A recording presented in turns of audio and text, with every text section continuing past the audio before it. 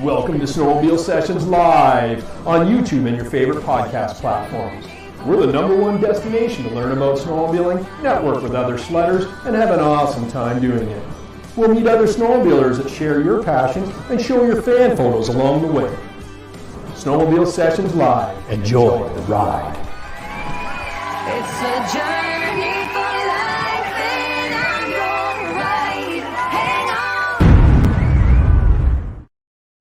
Hey, you know what? This episode of Snowmobile Sessions Live is brought to you by our friends at ATV Powersports. They're Oakville's full-line BRP dealer with sales and service to all BRP models and so much more. And you know what? If you're going to the Toronto Snowmobile Show, make sure you stop by the ATV Powersports booth. You'll see me there all day on Saturday, but John Luke's team will be there Friday, Saturday, and Sunday, and they'll be eager to chat snowmobiles with you guys. You can check them out on YouTube, ATV Powersports, and make sure you hit the Instagram and follow them on Facebook and Instagram. The fan photos today are brought to you by Fast Track Snowmobile Traction Products, and you know what rubber tracks can't do on hard packed snow and ice? They can't penetrate it. That's where the Fast Track studs come into play. Go into fasttrack.co. There's no K in track. FASTTRAC.co. Buy your studs, buy your backers, buy your nuts. Put a toolkit in your cart and use the coupon code SNOW, and that toolkit is absolutely free. We'll see more Fast Track when we get to the fan photos. Hey, and today we got Tim V. He's a fan that has been in the chats for weeks after weeks. How you doing, buddy? I'm doing good. How are you? Good, good. I'm glad to finally introduce your face to a lot of the other fans out there. And this is the format. Hopefully they stay on. This is the format this year, guys. You, if you want to co-host a show, just reach out to me. You can send it to fanphoto@mudbrats.com, and I'll put you on the list, and we'll get you live on air. And you don't have to be a celebrity like Tim here. You can we'll put anybody on, you know, even Dominator, even Uncle Buck we'll put on. But I'm just going to bring in our guest for tonight, our special guest, and that is Richard Kehoe, and he's from OSM Mag, and they put on a hell of a show at the Toronto International Snowmobile ATV and Powersports Show. How are you, Richard? I'm doing well, guys. How are you guys making out? Very well. Good. Good. Yeah. So tell us a little bit about who you are, what you do, and just a short intro on what it is, who you are, what you do. OSM Mag we'll talk about the show, but go. Well, we're a pretty big media company in Canada now in the powersport business. We have On Snow magazine, which publishes in Canada, and it also in the United States. We have an off-road publication called ATV World, and that's also same idea. Like there's a U.S. edition and a Canadian edition, as well as we do Snowmobiler television, and we do the Peterborough Snowmobile Sledorama show. The Motorcycle Super Show, which is a big trade show at the International Center as well. It's the largest motorcycle show actually in North America, believe it or not. And of course, we do the Toronto Snowmobile ATV and Powersports show. So, and also we just launched a brand new motorcycle show, which is on OLN amongst other networks, called El Camino Motorcycle. Oh, cool. Yeah, keeps us busy. There's a lot of stuff, a lot of moving parts. And I got John Luke backstage, but I don't see him at all. I just sent him a new link. So this weekend, what you must be excited about the show coming back. It's been 2 years, I guess. Yeah, it's been a long time. I can't believe it's been 2 years. It feels like longer, to be honest with you. But we've been busy doing a lot of other events. All of our other shows were able to go this past year. We had our motorcycle show in March, and Sledorama ran in November last year without a problem. Yeah, we were there. So the Toronto show is coming back. We're really excited about it. Man, it's I can't believe, it's a lot of work. We work about 12 months for a 3-day weekend. So we're pretty pumped to have it back and bringing back all the features too. That's the big thing for us, is making sure that it's at the same caliber, because it's really tough now because we've had to play with all these crazy things like COVID. And now that all that's over with, it's almost like rebuild it. You got to rebuild the show for people, right? So we're having a lot of fun with it, and all the features are back this year, which is super cool. Yeah, that's cool. So for the people that don't know, because we have a lot of American followers, what kind of features can we expect to see this year at the Toronto Snowmobile Show? Well, being a huge enthusiast, I always say, like, what do I want to see at a show? Like, what's going to drive me to go or give me that good value add? It's about seeing all the new products, of course, talking to the race teams, talking to the racers. For me, that's my kind of like what I look for, right? Like entertainment as well, right? And the crazy guys, like we got the guys at Hurricane. They're bringing in all these pavement drag sleds. Got the guys at Ian Tomasi. They've got some. I'm not going to spoil what they're bringing, but they've got a crazy 2-stroke engine coming.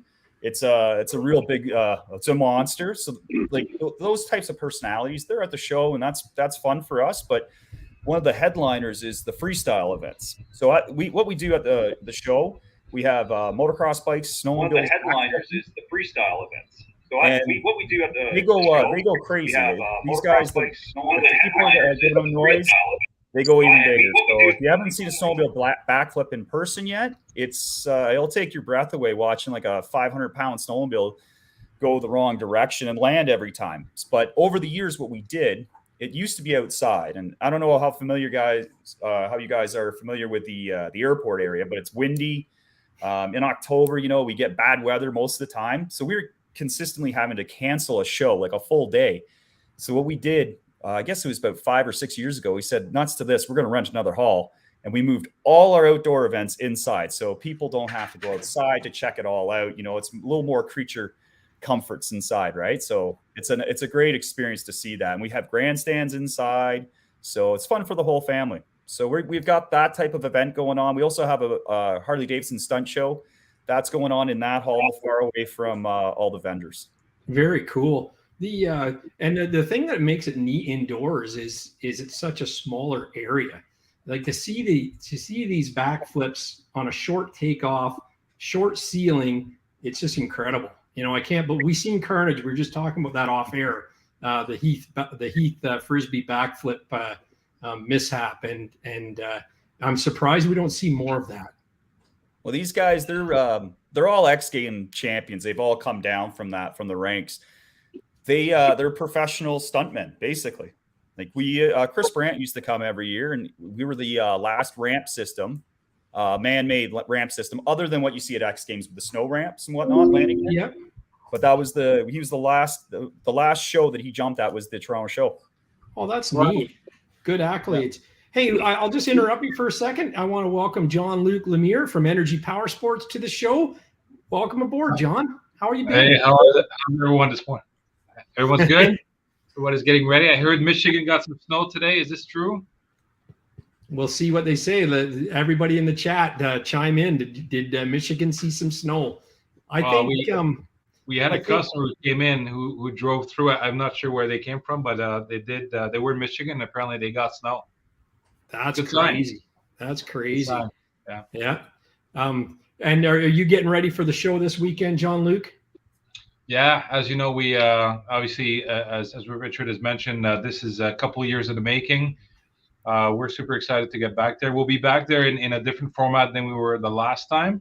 And that's simply because for us, as we've grown so much, the difficulty of really literally shutting down the store to be at a snowmobile show and then handle the store here at the same time makes it very, very difficult. So we're going to be bringing a new display with some off-road as well as some skidoos. We won't have a Lynx, unfortunately. We might have a Whitescape. I know that the folks from Whitescape are going to be there, Richard, right? That's a new thing for you guys this year. Yep, that's going to be a cool feature. Yeah, it's really, really cool. We're really, really excited about that product. I think we're due to receive our first one in about 2-3 weeks. We've sold just about 65% of our allocation. So nice.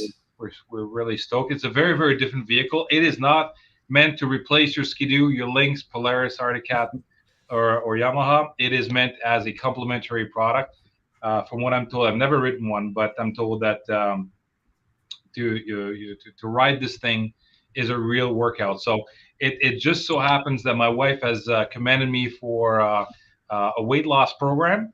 So this is what it will be. It's like a stand-up jet ski, right? That's correct. Yeah. So apparently, Yeah. I mean, it really works your core real good. I mean, the price is awesome. It'll get out of the store, I think, on the road, just on the snow for just over 10,000 tax in. So it's actually pretty decent, but it is not replacing your sled. You cannot ride this for 8 hours. You're certainly not going to Quebec with this thing and ride the long trails. It's meant primarily as a backcountry fun toy. So we're looking forward to see what it's going to do. Yeah, I can't wait to ride one. I think it's going to be pretty dynamite, actually.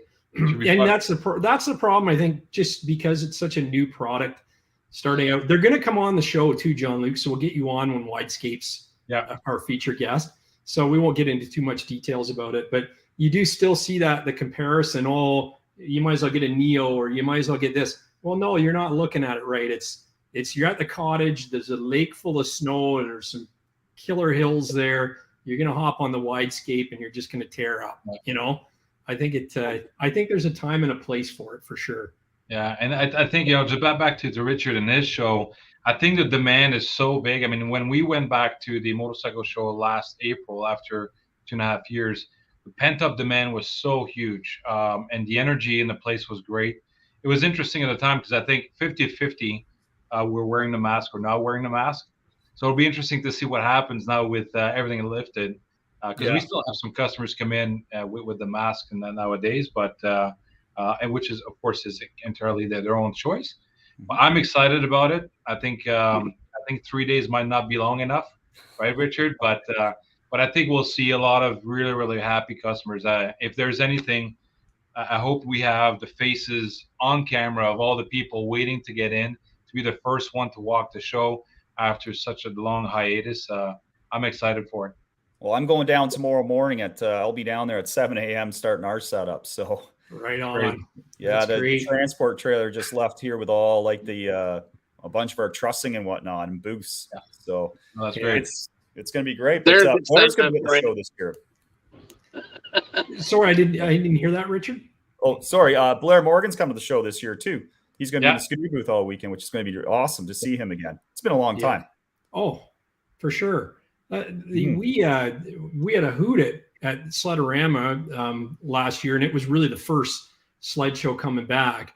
And I think a lot of people miss it because they don't normally go to Sledorama, but this Toronto show is dynamite. I got to catch up on some chats here, guys. And just to start out, hopefully you can hear this.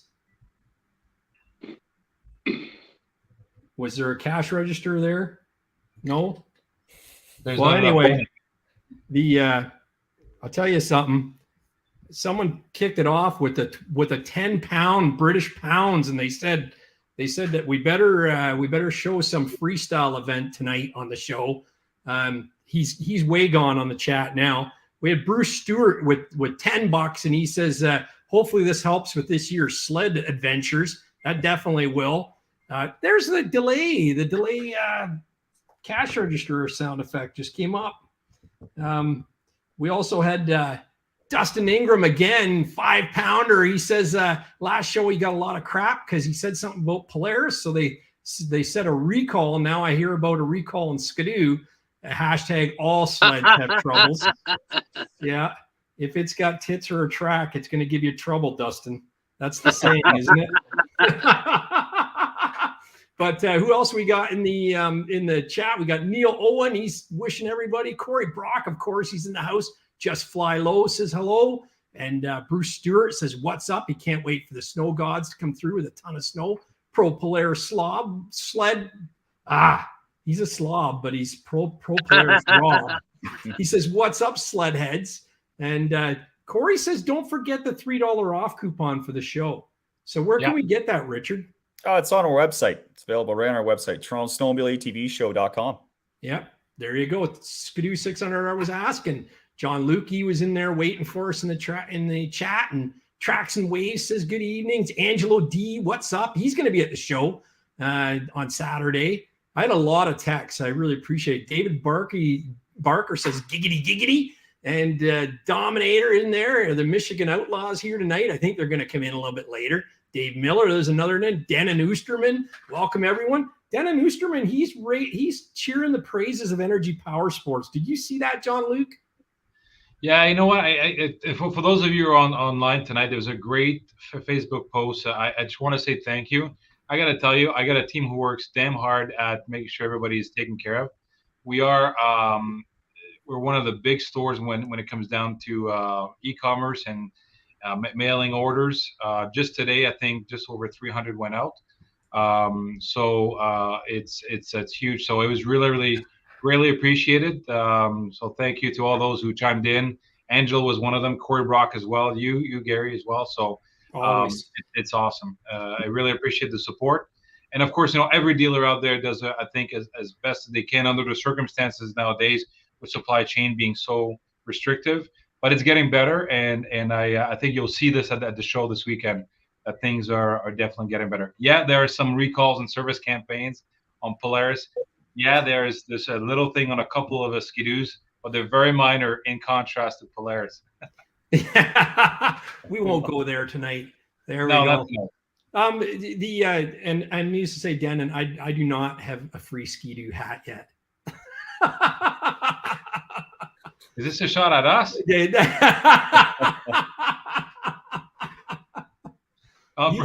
love me in other ways, John Luke. I know that. Mm-hmm. Yeah. So Extreme Brian's in the house, and Renegade X All Terrain TV says howdy, boys. It's William McCleary as well. Savage One. It sucks he's so far away from the show. Denon says it's the best hat ever, John Luke. The best hat ever. Awesome. So no, that's good. It's nice to see I love seeing people sing the praises of Energy, because I send a lot of people your way, and I know Corey does, and there's a lot. Rob Overholt too. He's another. I call it evangelist for Energy, and I'm glad to see that when we do refer people there, they get taken care of over the top. So hopefully we'll be able to surprise some people with a few things in the year to come. I've been working on so many big projects that, anyway, it'll get exciting. I can't wait to announce it. So you have to save me one snowmobile session for it. Yeah, I will, definitely. And that's saying Mike Goulies, he's in there. Hopefully his leg's feeling better. He busted his leg. And Uncle Buck, he's in there. He wants to know, Richard, if Larry Enticer is doing a jump this year. I actually was just talking with Bennett the other day. He's going to be there, but he's not going to be there as Enticer Larry with his 250 or 340. That's for sure. Yeah, I want to get him on. I want to get him on the show. So you got to introduce me to him this weekend. He is a character. If you've ever spent any time with that man, it is scary.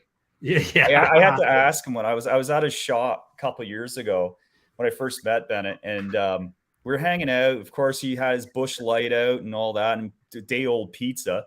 I mean, it was like, I don't know. It was so fun to hang out with him. But I said, how did you come up with your outfit? Because he's got that denim outfit, right? Yeah.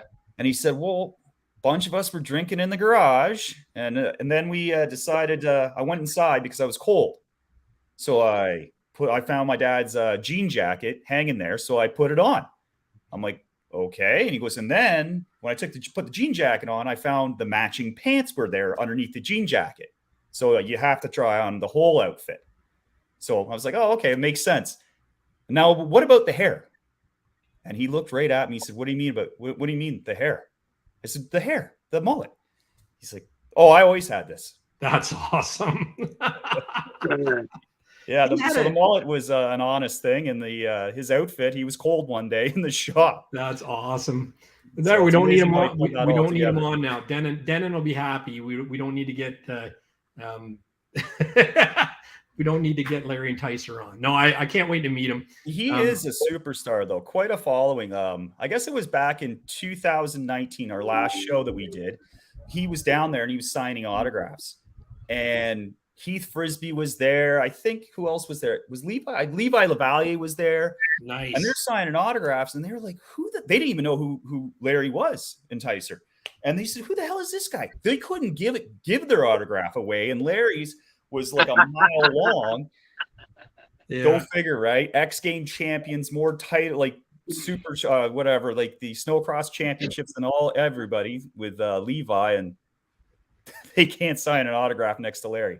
That's awesome. Corey Jinks is in the house. He says, "What's up, fellas?" He's going to be at the show. And I heard our gal MJ Thompson is at the show, and she was having a discussion about vintage sleds with you today, Richard. What was that about? Oh, she was wondering about years ago we did something, a swap meet at the show, a Sunday swap. And she was wondering if we're doing that this year here. We have a few guys bringing in old parts for vintage sleds, but we don't have everyone's interested in going to Peterborough with that. So we're excited to have them in Peterborough. And if you've never been to the Peterborough swap meet, I mean, it is something else. There's a lot of stuff for sale, and then you got to get there early. I'm there. I'm one of the first guys there. I obviously opened the show, and I've been looking for old dealer signs, like BRP signs, Ski-Doo signs, whatever. I want to put them in my shop.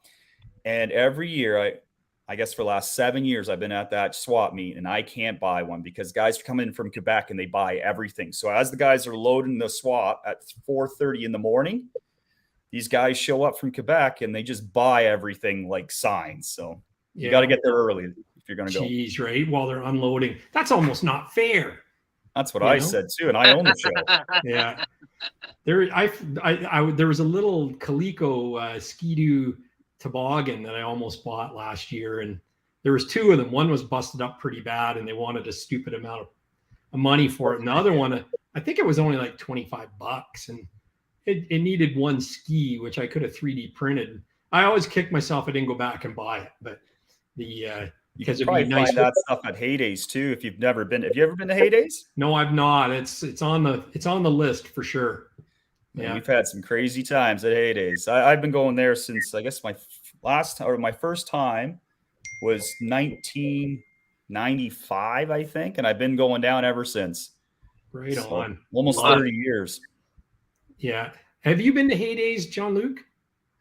No, I've never been. I spoke to Corey Brock about it, but I think he was afraid to put, because of inflation, he was afraid to put, I said I would pay for the gas, but anyway. Then I'm in then. Diesel truck. Yeah. We can take the, have you ever been, Tim? No. No? Is it like you like the old stuff, right? Yeah, some of it. Yeah. Oh, you can get lost in that swap. It's amazing. Yeah. If you're into that stuff, there's nothing that compares to it. It's just it's monstrous, and there's everything there. This year here, the prices were a little high in the swap, though. I found in yours or there. No, the Heydays. Yeah. I couldn't get a new sled, so everybody's fixing old stuff. Wow. Yeah, I think that there's been a resurgence in vintage. Sunday though at 3:30 in the afternoon, the swappers are getting a little tired, right? They're trying to unload some stuff. Yeah. But I guess on Saturday morning though, you see the swappers, they're tired, they're burned out. They've been partying all night, it seems like. Yeah, that's true. So, maybe even all day. Who knows? I've got some great photos of the swap from this year. Yeah, that's cool. Awesome. Yeah, I'll likely head out to that one as well. The Energy Powersports Heydays tour bus. That's the thing. Rob Overholt said we should get a Snowmobile Sessions tour bus going, but I don't know how that works when you've got a 17 to 20 hour drive. How you'd skin the cat on that one. I'm still trying to figure it out. I drove down this year here and I drove to my buddy's place in Milwaukee, and you can make it there real quick. Milwaukee's not that far, and then from there you got 5 hours. Yeah, there you go. Sled 519 says Energy should put a bus together too. So I knew that was coming. There you go. Hey, they're already pushing me for it. So I think if you're going to foot the bill for the bus, I'm definitely in. There you go. You're buying the sandwiches. Yeah. And Muskoka MJ says, looking good, guys. She's probably got. I know Uncle Buck wants to know about your 1000, and we're going to hear about your 2 1000s. He's got 2000. And MJ says looking good. She's probably got her eye on that Mach 1000 as well. So I got 3 of them. You got 3 of them. He's got 3,000 in sleds, not in dollars. Yeah, exactly. Yeah. Somebody said they wanted to try snowmobiling, and I said it's great. I said, have you heard about the guy that became a millionaire snowmobiling? He started with $1 billion. Yeah. Yeah. So, no, that's cool. Listen, I want to get into some fan photos, but we'll keep the conversation going about the Toronto show. And then maybe we can hop on some social media and see if we can find some footage of previous year's events and some pictures. I know you've got a lot of pictures on your Facebook or Instagram, so we can call that up too, right?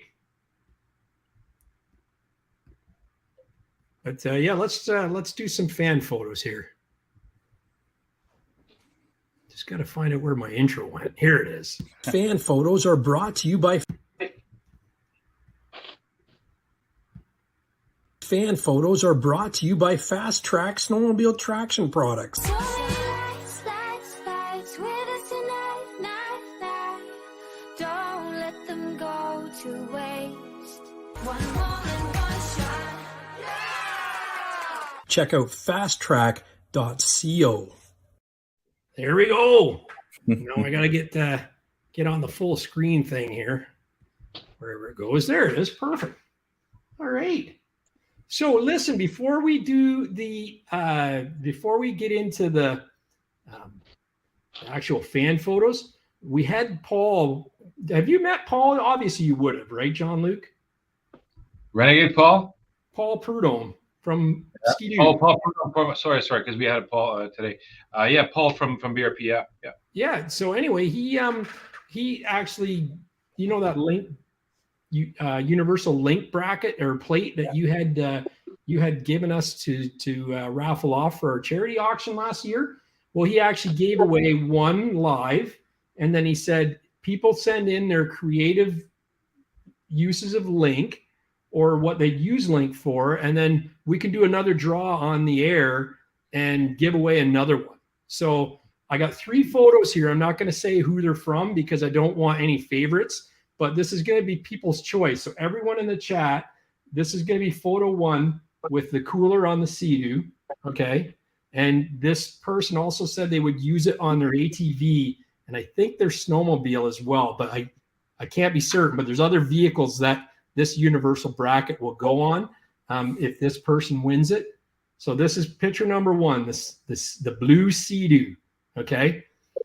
Picture number 2 is the red backcountry. I think this is a backcountry. No, this is the big sled, the Expedition. That's Expedition Extreme. Yeah, and he's got his toolbox on the back, okay? I like the color, man. It is. It's awesome. But imagine if it was on a link plate, what it would do. So this is 2. We have blue Sea-Doo and we have red X, okay? And then the third one here is this guy's going to put his pile driver amps on the back of his sled with the link bracket. So this is the third one. You can see how he's probably got them screwed into through the heat exchanger right now. But okay, so we got pile driver, we've got the red X, and we got the blue Doo. So go ahead and vote. Go ahead and vote, guys, and we'll keep this open. And just the next 10, we're going to take the next 10 votes. We're going to take the highest vote. Is it 1 blue Doo, 2 the red X, or 3 pile driver? Hey, Gary, just if you can go to the red Expedition Extreme. Yeah. Okay. Now, if you take a look, so is this a chainsaw? Like it looks like it's. It might be a chainsaw in that box. It looks like the blade. Yeah, that's what I'm wondering. Yeah. So yeah. So he's got the wrong outfit there. He needs something for sure. We actually have the right stuff for the chainsaw. It's not it. Yeah. Okay. Perfect. Well, he'll be happy to see this. Okay. What do we got? We got 1, 2, 3, 4, 5, 6, 7, 8 votes in so far. We need 2 more votes, but there's a clear winner here. I don't think anyone else can win. 1, 2, 3, 4, 5, 6 for pile driver, 7 for pile driver. There's no way anyone else can win. You'll never guess. Sea-Doo is not a very popular thing. Yeah, maybe I presented that wrong. Yeah. Oh, another pile driver from Bobby O. You never guess who pile driver is, John Luke. No. Yes. No way. Corey Brock, you bugger. You can get the right accessory from Energy Powersports. Wait till you see the pit. So this red X is Troy Parks, and he lives in Alberta. Big fan of the show. He doesn't watch live. He watches the replay tomorrow, and he also does the podcast thing. So also, if you don't know and you got long trips ahead of you, you can go to Spotify or Google Podcasts or Apple Podcasts. Anything, type in Snowmobile Sessions in the search, and this podcast will come up, and you can download episodes to listen on your drive. So we've got over 20,000 downloads. I think we're approaching 25, or we might even be over that downloads for this. So it's going really well. But yeah, so he does that thing there. So yeah, congratulations, Corey Brock. That's why I didn't want to say any names. I didn't want it to be a popularity contest, and wouldn't you know it, it turned out to be a popularity contest. So anyway, I'll get Paul in touch with you, Corey, and you guys can work it out, and away you go. So the next on the next on the list is Gregory Kelly, and he says, hey Gary, attached are a few photos of the trip he did last March. He started out from Motel 8 in Kirkland, Valgagne, Cochrane, and Cap. My sled group was my buddy Blosky, my little Rummelski nephews, and a couple of their friends. The trails and weather and local people were terrific. We love sledding in the north. Always, we just start in the hunting season. We still getting the itch to ride the trails. I love Yamahas, but they're my nephews. Take care and all the best, Greg Kelly. So this is a good picture of the whole crew lined up there.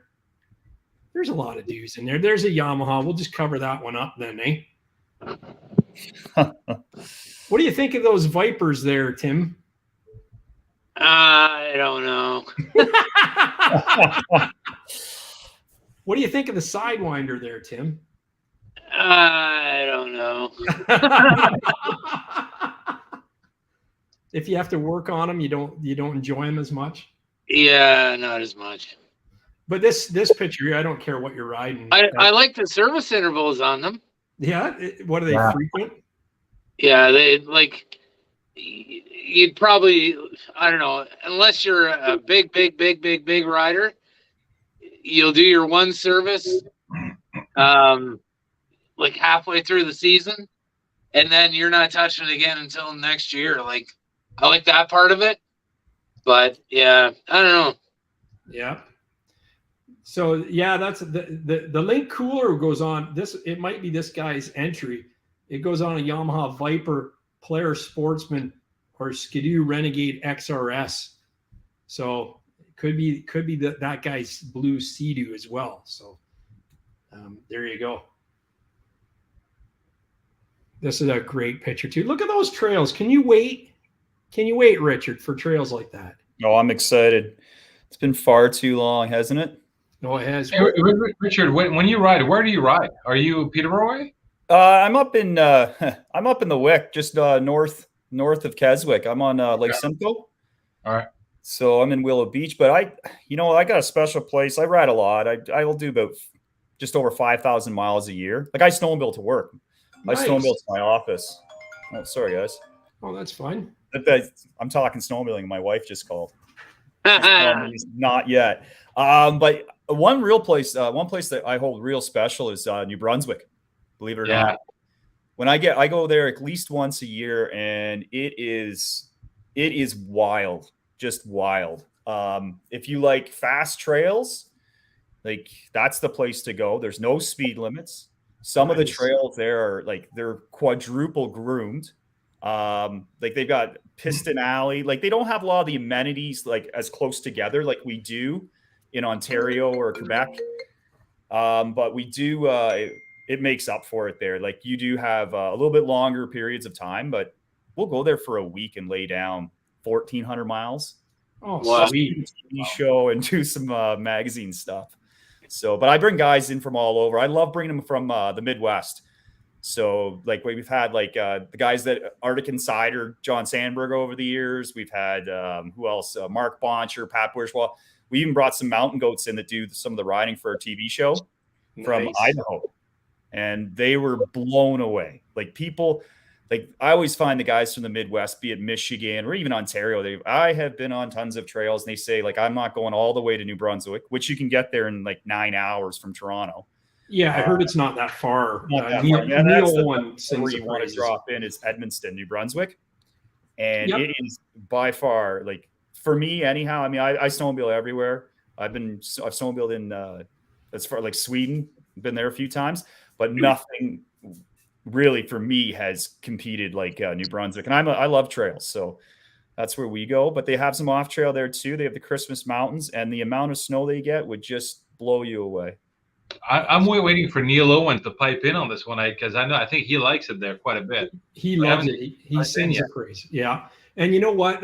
Neil will tell you this too.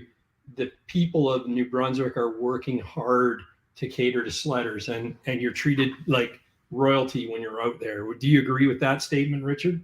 Oh yeah, no, yeah. It's amazing, and they are really friendly, super friendly. But there's this one spot, it's by Bathurst, and it's called Piston Alley. And you literally, like back in the day, you would guys would blow up sleds all day long.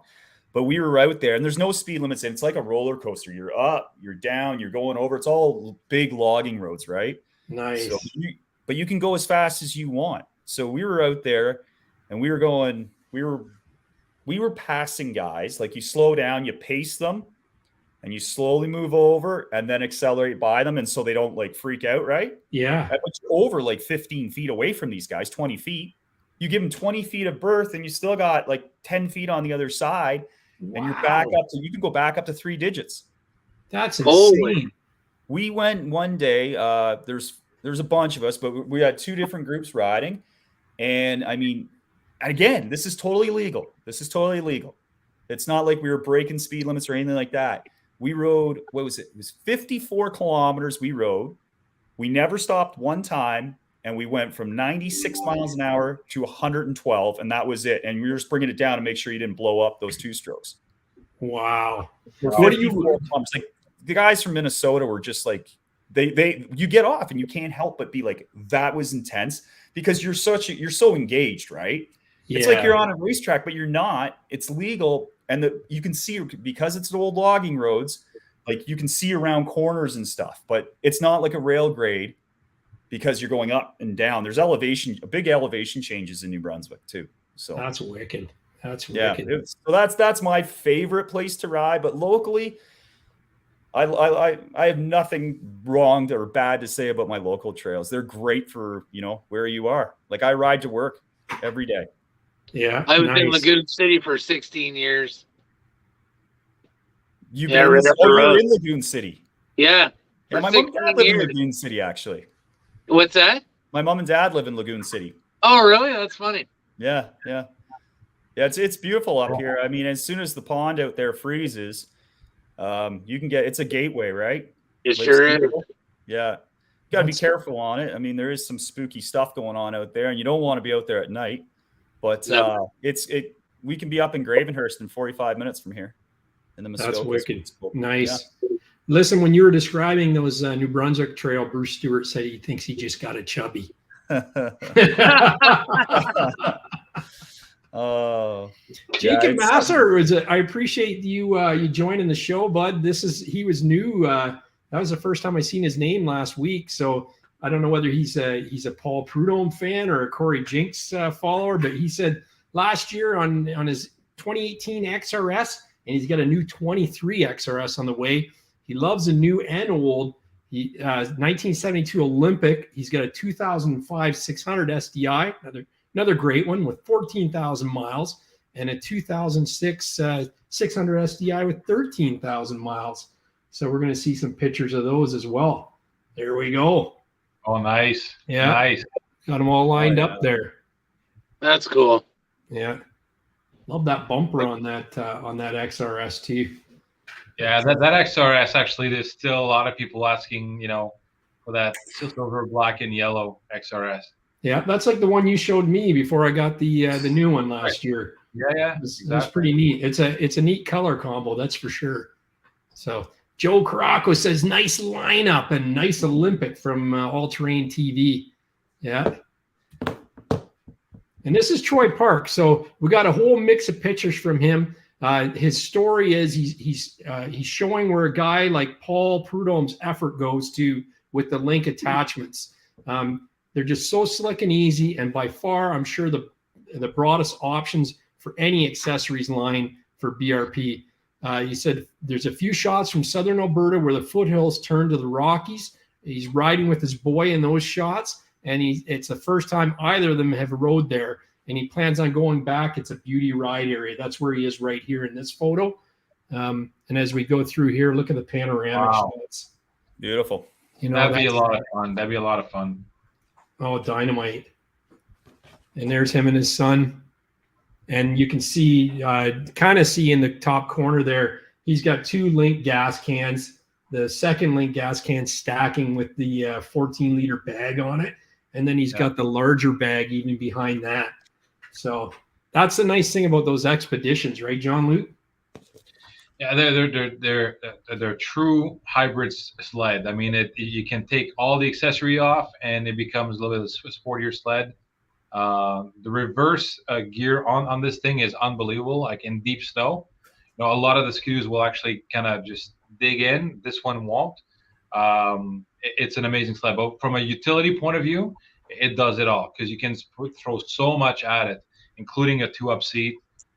It's an awesome sled. I tried to order one for the last 3 years now for myself, and every time it comes in, we get so many requests for an extreme that unfortunately we got to let it go. So that's okay. Yeah. You know what? And I heard with the new suspension, they ride. That was someone said last year. They ride just like you're riding a sports sled. That's it. I mean, again, if you take all the content that's heavy utility accessory off, this sled can really fool you and show you how sporty it can be. Oh, absolutely. There's a better shot of it. You can see there. Yeah, it's a great sled. I got a picture of Paul here, well, young Paul Prudhomme. That's him there. Here, let me put you big on the screen. Hold on. Yeah, hold on. I'll get you big on the screen so we can enjoy this. Yeah. Here, I got to put you up That's top him here. in the shorts. Oh, that's cool. Yeah. Yeah, here, show that again now. Show that one again. Okay, yeah, that's him tuning right there. Yeah, he actually had that picture on last week at the bottom left. Did he? Yeah. It's crazy the how you're such a pioneer in the water crossing. Yeah. And that's him with the shorts. Yeah, he's got the shorts there. I'm just going through his, and then that's what he looks like today, right? Am I right? Yeah. There we go. Yeah, that's totally. Yeah. Paul likes Corey Jink says Paul likes his shorts. Still does it. Still wears them today. That's funny. But this shows you, so that setup that we just seen in that last picture from Troy, this is his GPS list here of all the places it went. And I think he's got a map here as well. Oh, I don't know how I'm going to do this. I think I have to delete some of this stuff. I guess. Where's the IT department? I know this is, I'm IT. I'm celebrity talent booking. There's a nice map here. We're going to call these two up. Watch it play from the start. My goodness, I'm just reading here. This Dominator guy went to Grand Marais. I went snowmobiling there once up in Lake Superior. That's something else. Dominator's a huge UP rider, and he said it sounds like the UP in Michigan is just like, or Wisconsin is just like New Brunswick. No speed limits. I went to Grand Marais years ago, and I met all my buddies from Minnesota there. I was kind of like a rock star. I flew into Thunder Bay and drove across the border, and they brought a sled for me. I was looking forward to going, and when I let the wife said she was 7 months pregnant, and she said, let the dog out before you go. So I let the dog out, big, huge shepherd, and he takes off. And I'm like, uh-oh. So it was in the spring. I found a skunk. I brought the dog in. I didn't know what to do. I panicked. I threw it in the washroom. I'm screaming and I'm like calling my wife. I go outside because one of the guys, they were all already up in at the cottage, and they said, "Oh, we need a couple spare belts. Bring some." So I'm sure. So I went out there, and it was cold enough out that the spray of the skunk kind of was in the air. I looked at my wife, and she's pregnant, and the dog's and I'm like, I did the old, I gotta go, like, right? So she's like, she called me everything. So I get my truck, I'm driving there, and I'm like, oh, I smell skunk, because it was hanging in the air, right? And I grabbed my dog just with one hand, and I scrubbed down before I left. So I thought, well, I better test this out. And I stopped at a gas station, gave myself a bit of a diesel bath, my hands, and I walked in and paid for the fuel. And I said, like, hey, it was busy too. It's like 6 a.m. I'm like, you guys smell that skunk? And the guy in front of me turned around. He said, no, but my nose doesn't work. I'm like, oof, okay. Oh, geez. So I'm kind of looking around, and the lady who was paying, she said she smelt it. And then I'm like, God, this is so bad. So I'm like, I don't know what to do, right? So I get to the airport, and the lady at WestJet, she was so nice. And she was one of those, she was fantastic. And she looked at me and she's like, don't worry about paying for your bag, sir. Just get out of here. Just leave. Right? So I get all the way there. I change everything. I washed. I took a bath in the lobby or whatever in the airport. I'm waiting there. I get on the plane, and damn it, don't I have the middle seat? Oh no! People on either side of me. I've got like a woman on this side, a woman on this side. I'm in the middle. I'm like, I don't even know what to do. I was so embarrassed. And but the worst part about this whole thing, I got up there. I rented the car, get to Gray and Murray. Looked at my buddy, John Sandberg, who owns the Arctic Insider at the time. I said, dude, I got to take a shower. You don't understand. Like, this is what happened to me. He's like, oh, man. Didn't the guys tell you? I'm like, no. Oh, there's no running water at my cottage. No. 5 days, man. 5 days. That was your wife cursing you, and it's payback. She got even and then some. Yeah. Oh my God. 5 days stinking like a skunk. I thought you were just gonna sneak. You seen the dog get sprayed by skunk, and you just open the door and let it sneak in, close the door, and head out. Oh, my wife didn't talk to me for a while. I should have stayed. It was karma, right? I should have stayed and washed. Very awesome. That's great. You had to go though. It's snowmobiling, right? Whether you smell like a skunk or not, right? It's the memories. Well, now today with all the legal marijuana, people would just think you had a bag in your pocket or something. No, it was pretty thick. Yeah, there's a difference, I'm told. So this is Troy's GPS tracks or what have you, where he's planning his route. But I'd like to know how far he went. But still, you're in the mountains and you're trekking through uncharted territory. So it's pretty cool. He's got fire pit markings and North Banana Lake cabins and all kinds of neat stuff. It was cool going through those pictures. So thanks for sending them in, Troy, and thanks for being such a good fan after the show runs live. That's for sure. I always get an email from them complimenting on the show and making some comments. So it's great to see some pictures again. This is our co-host guest tonight, Tim, up in the top corner there, and he's hiding some snowmobiles underneath a blanket of snow here. That was 35 fresh centimeters overnight at the Jolly Roger. That's crazy. It was amazing. I remember you had sent pictures of you out in the field or out in a. We were on the lake. Yeah, on a lake, and it looked like it was 4 feet of snow.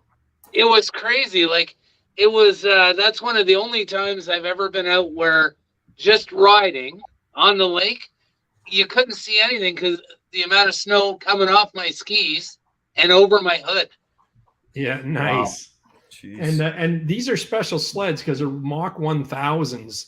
And how are they in deep snow? You wouldn't think that. I mean, the It's only a 121 track, but they don't work too bad. nice. I guess you got the power to spin it, right? Yeah. Yeah, that's cool. Well, That's tell us my, about, That's my silver one on the left there, Richard. Oh, that's nice. And that's my son's on the right. Wow. So Man, what's so? why? There's something special about the silver one. Let's hear it. It was a research and development sled. So that silver color never went to production in 2008. And the funny thing about that sled is the tunnel says 2006, but the ownership, and when I run the insurance on it, like put insurance on it, it came up as a 2007. Yeah, weird. And it must have just been that they took a bunch of parts and put them together, or I don't know, or that it hung around for a while, or I don't know what the story is behind how that date works. But yeah, you know what it is? I can answer that a little bit because oftentimes we have, usually every 2 or 3 months, BRP puts on an auction where only the dealers can actually take a look at some product. And oftentimes, particularly around the July, I think, auction is when the R&D units would actually get sold to dealers. They either have a ton of kilometers or hours on them, like I'm talking like a ton of them. I bought actually a Sea-Doo RXBX 300 with 220 some odd hours. It was brand new and I already had two, because they put it on a dyno or whatever.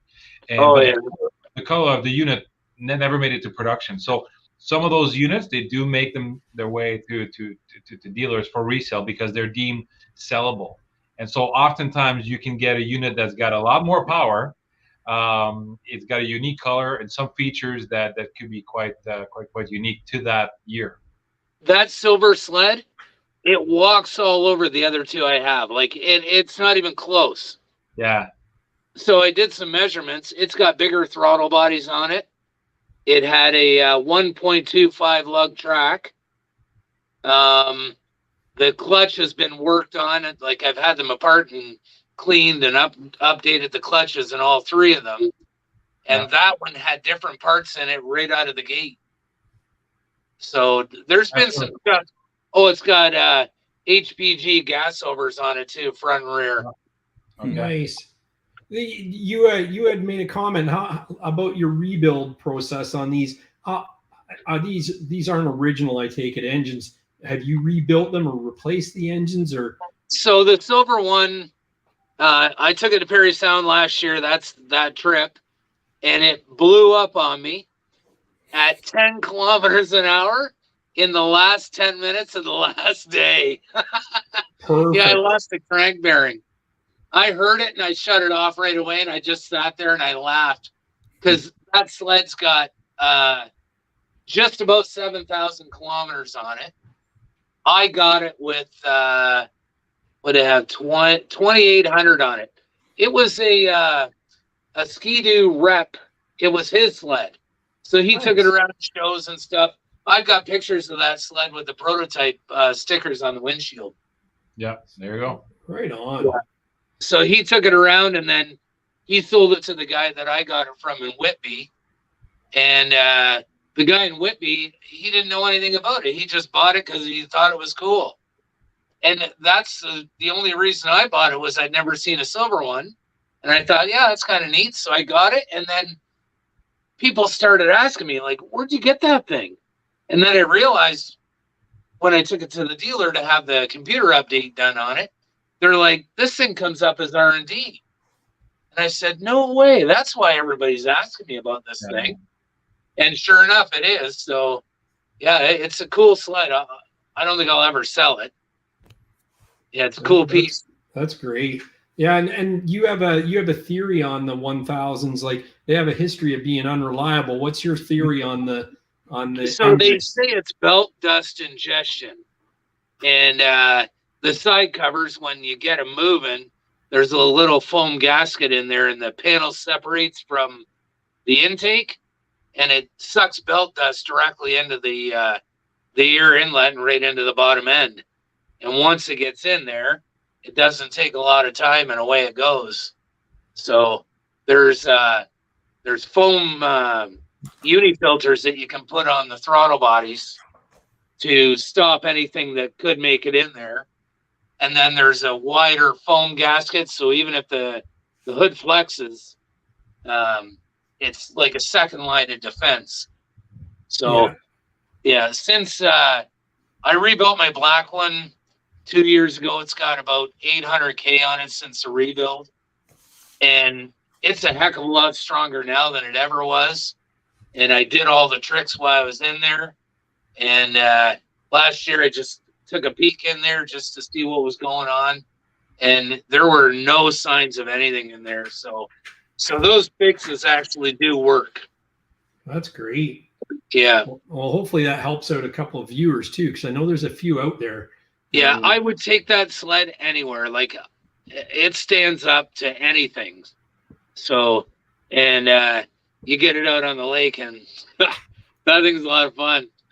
Well, that's the thing. I was just telling you off air. I ran into a guy in Sudbury, and it's his daily runner, and he's had, I forget, in the teens number of engines that he swapped, and he bought the last two from Rotax. They don't make the 1,000 mil anymore, so he bought the last two, and I think one of them's still on a shelf. So he just keeps popping new engines in and rebuilds the old one, puts it up on the shelf, and away you go. So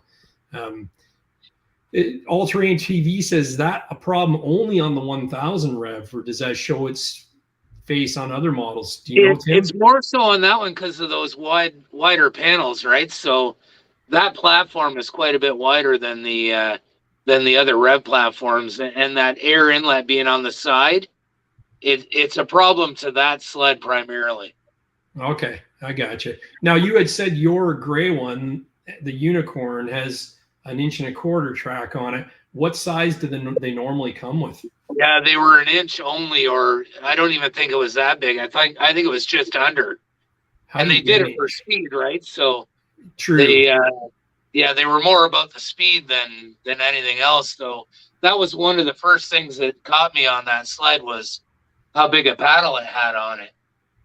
So nice. I was like, and I thought, I think it's been changed. But then I got the build sheet for the sled and noticed it hadn't. So yeah, I put those lights in there last year, and it's on a switch, so I can flick it between the colors.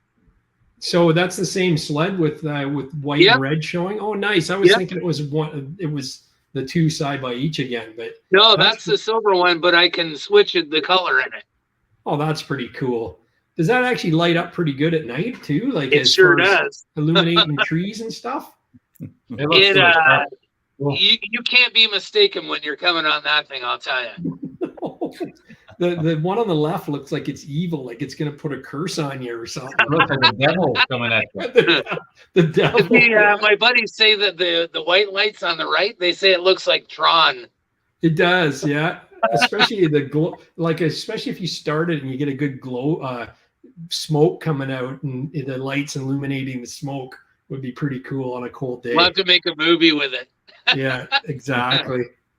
That's pretty I'll chase around some Arctic cats or something. That's right. Have you raced anybody that, like a new mock or anything like that? I've raced lots of new sleds, and I had a little guy last year. He was on a 900 Ace, and he stopped me mid-trail. He's like, "What is that sled?" And he was going the other way, and he turned around and chased me down. So anyway, we get yakking, and this kid might have been about, I don't know, maybe 150, 160 pounds. And there was like a field not far away, and he says, "Can I race you?" And I said, "Yeah, we can race." So we line up, and I took off. I thought he broke. Like I didn't know where he was. So I slowed down and I said, "What happened?" And he goes, "Oh no, I hit it." And then I said, "Do you want to try again? Because like I feel like something went wrong." So we did it again, and I took right off. And then we traded sleds because I thought, that little guy, right, on my sled, I wonder what it would do. He left me like I wasn't even there. That's insane. Yeah, that's cool. Well, you got to start putting pink slips down and we can build another collection. That's one thing I'll say about those Sidewinders, though. Like, they're quick. Is that right? We rode some guys from work last year. Like, they're quick for sure. But this thing's good 2-stroke power, right? Like, it's fun to ride. Yeah, that's right. I rode with a guy with an SRX, and it was a beast. Like, it was neat seeing him. Now, saying that, I haven't rode with a Mach Z, the new one, or the 900R, because I'd like to see that in action. But it was neat to see the SRX, and the power that comes out of the back end of that thing is incredible. So, and the 900 turbos look like they're just. Neil Owen says it. Mike Gooley says it. It's snaky fast, right? That left-hand picture there was just some ice coming down out of some rocks, and so that's on the Segwin, and the right-hand picture. Look at how much snow's on that post behind me. Yeah, love it. Is that on the Segwin too? Yeah, I think I remember seeing those bridges like that. I wasn't able to stop that day though. Everybody else wanted to keep going to Perry Sound, and it was like there's a ton of good photo ops, and I'm going, we got to stop. It was one of those days. I love that. Anytime you can find a good waterfall like that, you gotta go visit it. But there we go. That's it for the fan photos and the pictures from the fans and stuff. And I'm just gonna put myself full screen here again. So we'll go to energy here. John Luke, what do you got? What do you bring into the show besides Gary from Snowmobile Sessions live on Saturday? Make sure you come see me. I had a few people put some orders in, so I will see you at the show, and I will be live. So, and I've got some new tech, so I'll be walking around. That's awesome. No, so obviously, it's been challenging to, we can't really bring a ton of 23 sleds. In fact, we may not have any at all, simply because that they're all sold. Now, tomorrow we may have some news from BRP. I may bring a few 23s that are not sold, that we might have gotten some extras for. We'll see. But we'll have a very well-equipped Commander, Can-Am Commander, which was actually a vehicle that we used throughout the summer. Awesome vehicle, super well loaded. It looks really, really cool. That'll be the showpiece. And then we will bring 3 sleds. I'm looking down the list here. 3 sleds, 3 ATVs, 2 side by side. So it'll be primarily units. And the last time we were there, Richard, you'll remember we had a booth with lots of merchandise. We brought all the new gears. So the new gear is all going to be here. There'll be some in-store specials here at the store. And unfortunately, because of map policy with BRP, we can't tell you what the specials, because we cannot advertise them. But in stores, there'll be everything that is a 2022 is up to 75% off on apparel. There'll be some deals on accessories, and the entire new collection as well. There'll be some deals. But because BRP is BRP, we're not allowed to specify the amount that we'll have on sale. And then we have our open house on the 5th of November, for which should be a lot of fun. There'll be a bunch of caterers here and food trucks, among other things. So it should be a lot of fun. But yeah, it'll be primarily a vehicle-focused show for us this year. I need a new pair of boots. I'm sorry? I need a new pair of boots. Yeah, well, you know what? Hit me up. Let me know what we need to do to help you out. We'll be happy to ship some over to you. We just need your size. Color is going to be pretty simple. It's black. Yeah. But, yeah. Are they going to do the mock again? Are we going to have a mock? Are they going to do another mock? No. No? The mock.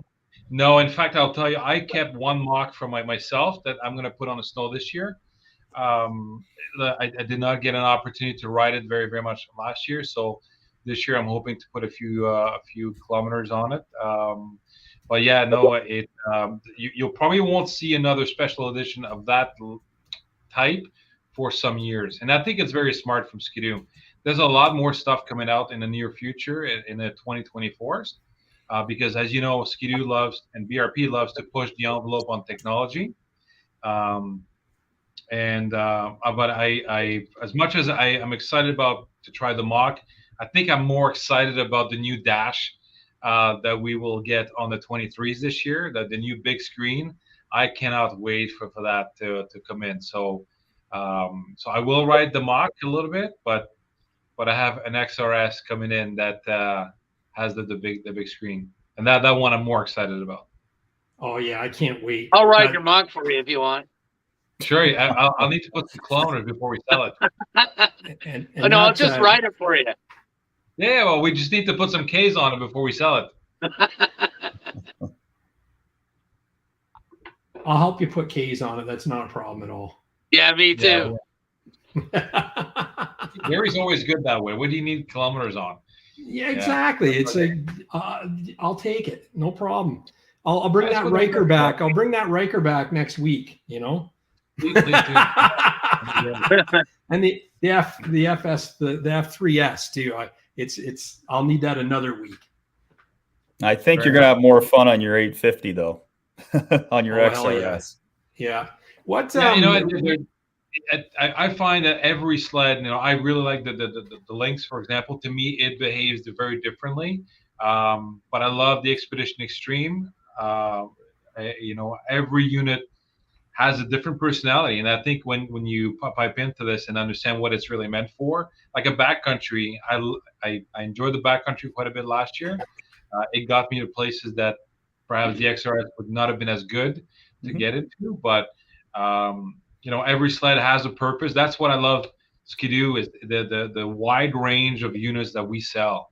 And surprisingly this year, I don't know how many, it's crazy.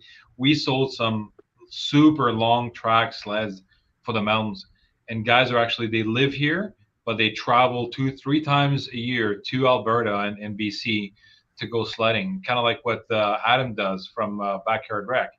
Yeah. And it always fascinates me that these guys they're so passionate about mountain sledding that they buy one down here, and it's crazy. And these sleds stick out of the pickup trucks. They put them on top of pickups, and they just stick out like a sore thumb. But they're beautiful machines. But yeah, I got a sweet spot for the XRS, Richard, for sure. Probably is my number one go-to. I do like the comfort of 900 Ace Turbo. It is a comfortable sled. So when I got a really bad back on backpack days, it's the sled to go for. That's where Smart Shocks is gonna be the thing. What do you ride, Richard? That was asked by Corey in the chat. I ride a bunch of sleds, to be honest with you. I'm fortunate enough that I can ride. We get to go to intros and we get early release stuff. I spend a lot of time on an 850 XRS. I do, and I also spend a lot of time on a Polaris 850, like a Matrix. But not this year, right? I have a Matrix and a 850 XRS this year. It's kind of the best of both worlds, those sleds. But guys like Steenbakers, we ride a lot together. You can't kick that guy off a Sidewinder. So it's amazing how everyone the SRX, right? Yeah. They all find their right niche. Like for me, it's always been like an 850. I'm a 2-stroke guy, and I love. How do you do against that SRX on the 850? Oh, the SRX is day and night faster. You're saying like the Sidewinder? Yeah, like how do you hold your own because the Ski-Doo out-handles it? Yeah, when you're on the trails, it's a lot different. It's easier to ride. The Ski-Doo's the most planted snowmobile. Everyone knows that. Yeah. It's a little more squirrely, which some people love that. Like I think I like the short track sleds. I mean, Jean-Luc was talking about like everyone's going so long. I mean, I kind of miss the 121s, especially riding down here. Not me. I have 3 of them. Yeah. Denon says 129 for life. He likes the MXZ. Yeah. But the SRX, it is a fast sled. I was kind of surprised, Jean-Luc, that Skidoo, when they came out with that Moxie, they didn't come out with the crosshairs right on everybody else's 4-stroke and just decimate them. You know? Yeah, I don't know. I know what you mean, because there's been a lot of questions about it, you know, to take over the world, so to speak. But I'm going to suggest that there's another special year coming up. Yeah, I think that's where it's going to.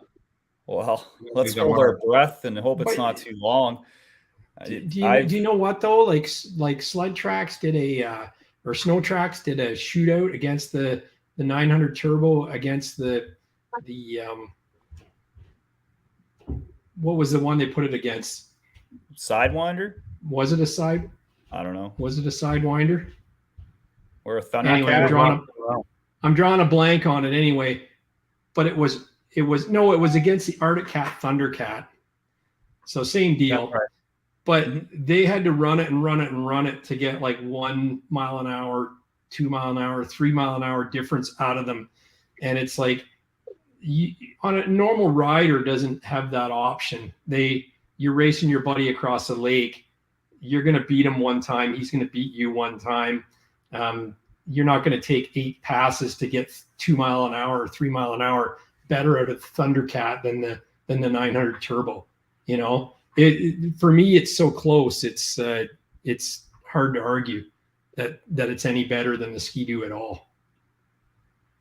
And, you know, outside of going to New Brunswick, where can you really use this power? It's challenging. I mean, on lakes, you know, it's great, but it poses a problem here in Ontario anyway. Oh, everywhere. But the guy who's buying a Moxie, a Thundercat, an SRX, he wants to go fast and get there in a hurry. He'll find a place. Yeah, for sure. Bakers, he was the worst. He went out and it's hard. It's a kick in the stomach what he was doing. He'd take that SRX down and he'd hunt Moxies down. Like, it's like he could smell them, and we'd be right next to him, and he'd go out there, and I'd be like, yeah, here we go. Jeff's making friends. That's sweet. But yeah, there are a lot of fast Moxies though. Like, there are some guys that are getting work done to them, and they're working well. Yeah. Well, that's the thing. I heard you can tune them and make them do whatever you want. Yeah. Are you finding that, Jean-Luc, that a lot of guys are doing that?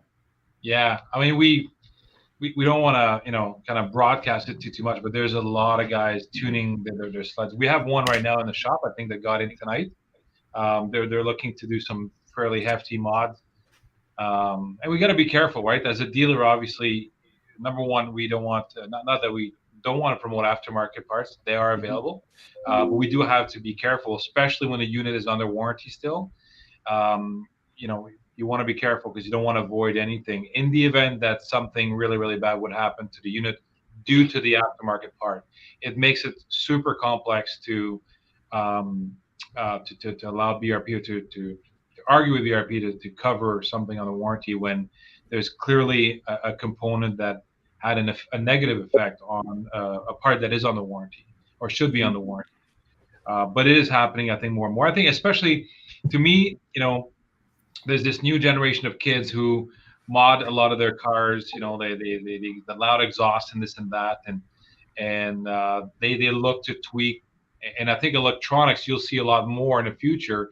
Electronics becoming more and more so something we'll see in sleds and off-road and everything else. It's making its way quite a bit.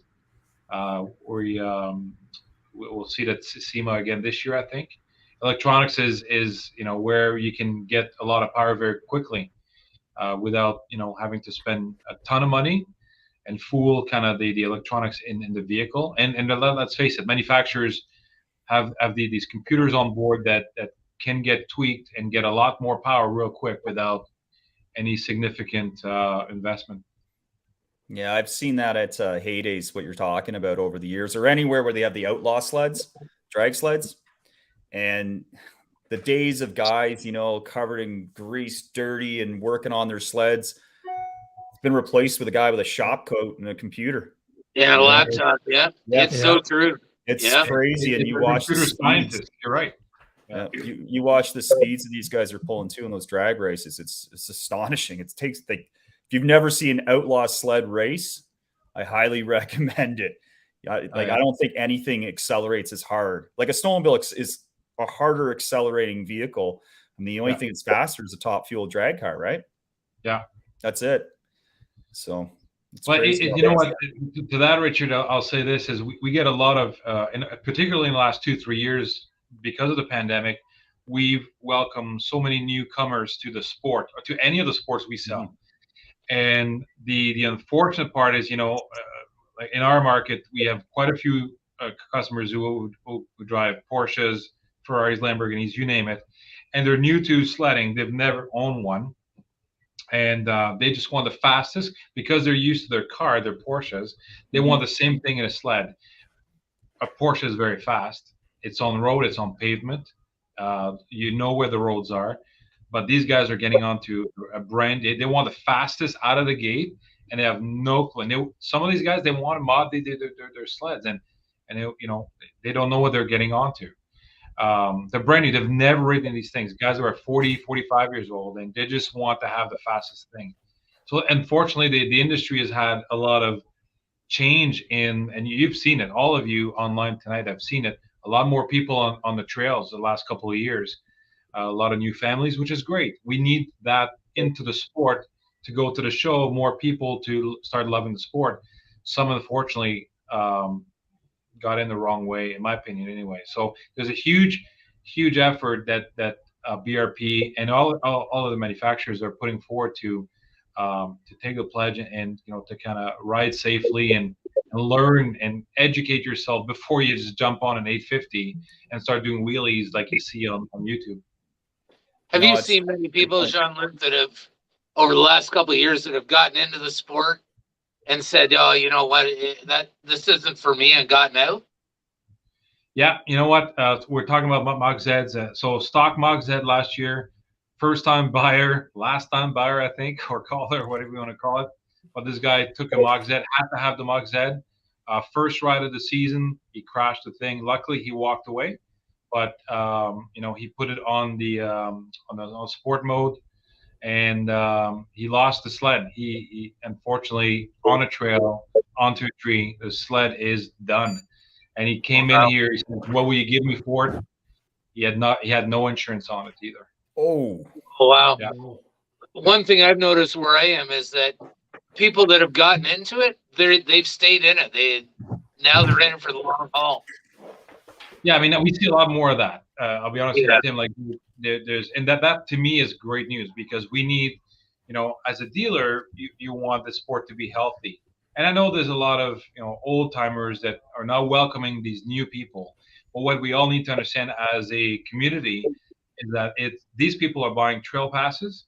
They're paying for more groomers, hopefully to expand some trails, to help out the volunteers and all that stuff. We need this injection of new money, new investment through the sport. So BRP, Arctic Cat, Yamaha, Polaris can continue to make these machines to the levels that we've enjoyed, and invest in technology, make them cleaner, from an environment point of view. We need that, and the only way to do this is for sales to happen, for a guy like Richard to continue to put on a show, which is arguably on the east side of Canada the largest show. And people from New Brunswick, Quebec, some from Michigan. I think you got people from the U.S. all over that come to the show, because it is known to be the big one.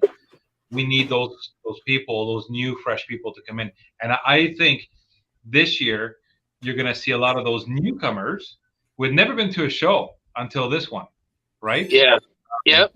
So I think we're going to see a new crowd, and I'm excited for that. That's why we took the position of bringing more or less a showroom style of display versus the apparel and everything else this year. Yeah, there's I don't know. I think that this show is going to bring that the bounce and the step back, like that we've been missing for the last couple of years. And typically, you get around anybody that's got anything to do with a snowmobile, they're happy people, right? And it breeds itself. So if you get those newcomers to come to the show and see that they're not alone in their passion, and that there's thousands of people just like them that look forward to the show, look forward to snow. And this kind of kickstarts it. So then they go home, they take the cover off, they start polishing it. They're dreaming about snow. You know, they're making plans to go out and spend some more money, staying somewhere, eating somewhere, planning a family getaway, whatever. And away you go. So one question I have, are they still going to do that 4-seater sled?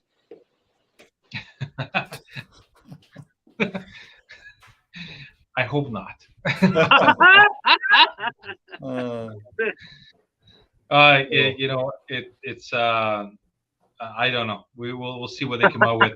But, I saw that prototype a couple of years ago, and I thought, oh man, the thing's a minivan. Like, what is that? Oh, that's it. Well, you know what? It's funny because a lot of people ask for a 3-seater Skidoo because they're often the Sea-Doo rider and they're looking for the 3-seater. And we get calls, and actually we get emails just specifying, I don't want this one. I want the 3-seater version. And so why doesn't Bombardier step up and put a Sea-Doo seat on a Ski-Doo? Oh man, I don't know. Like make it interchangeable. I don't think it's handled very well. I think that would be a major liability. 3 All right. Yeah, for sure. No, but I think it'll be exciting this year at the show. I don't know how you feel, Richard, but I'm really, really excited about seeing this new crowd come through, and it'll be interesting in your numbers. When you do report back out, I don't know if you're feeling the anticipation and excitement up in the air. A lot of people here coming to the store asked if there was a show this year, so we've been talking about it. So I'm assuming every other dealer is the same. Wow. And there's pent up demand for sure.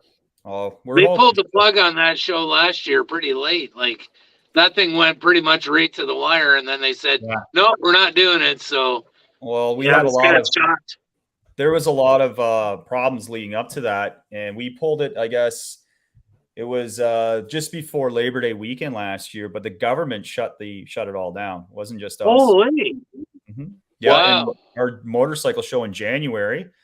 We were right up there, and the international center is a big driver on these shows. They don't want to see they need the shows. They need the revenue.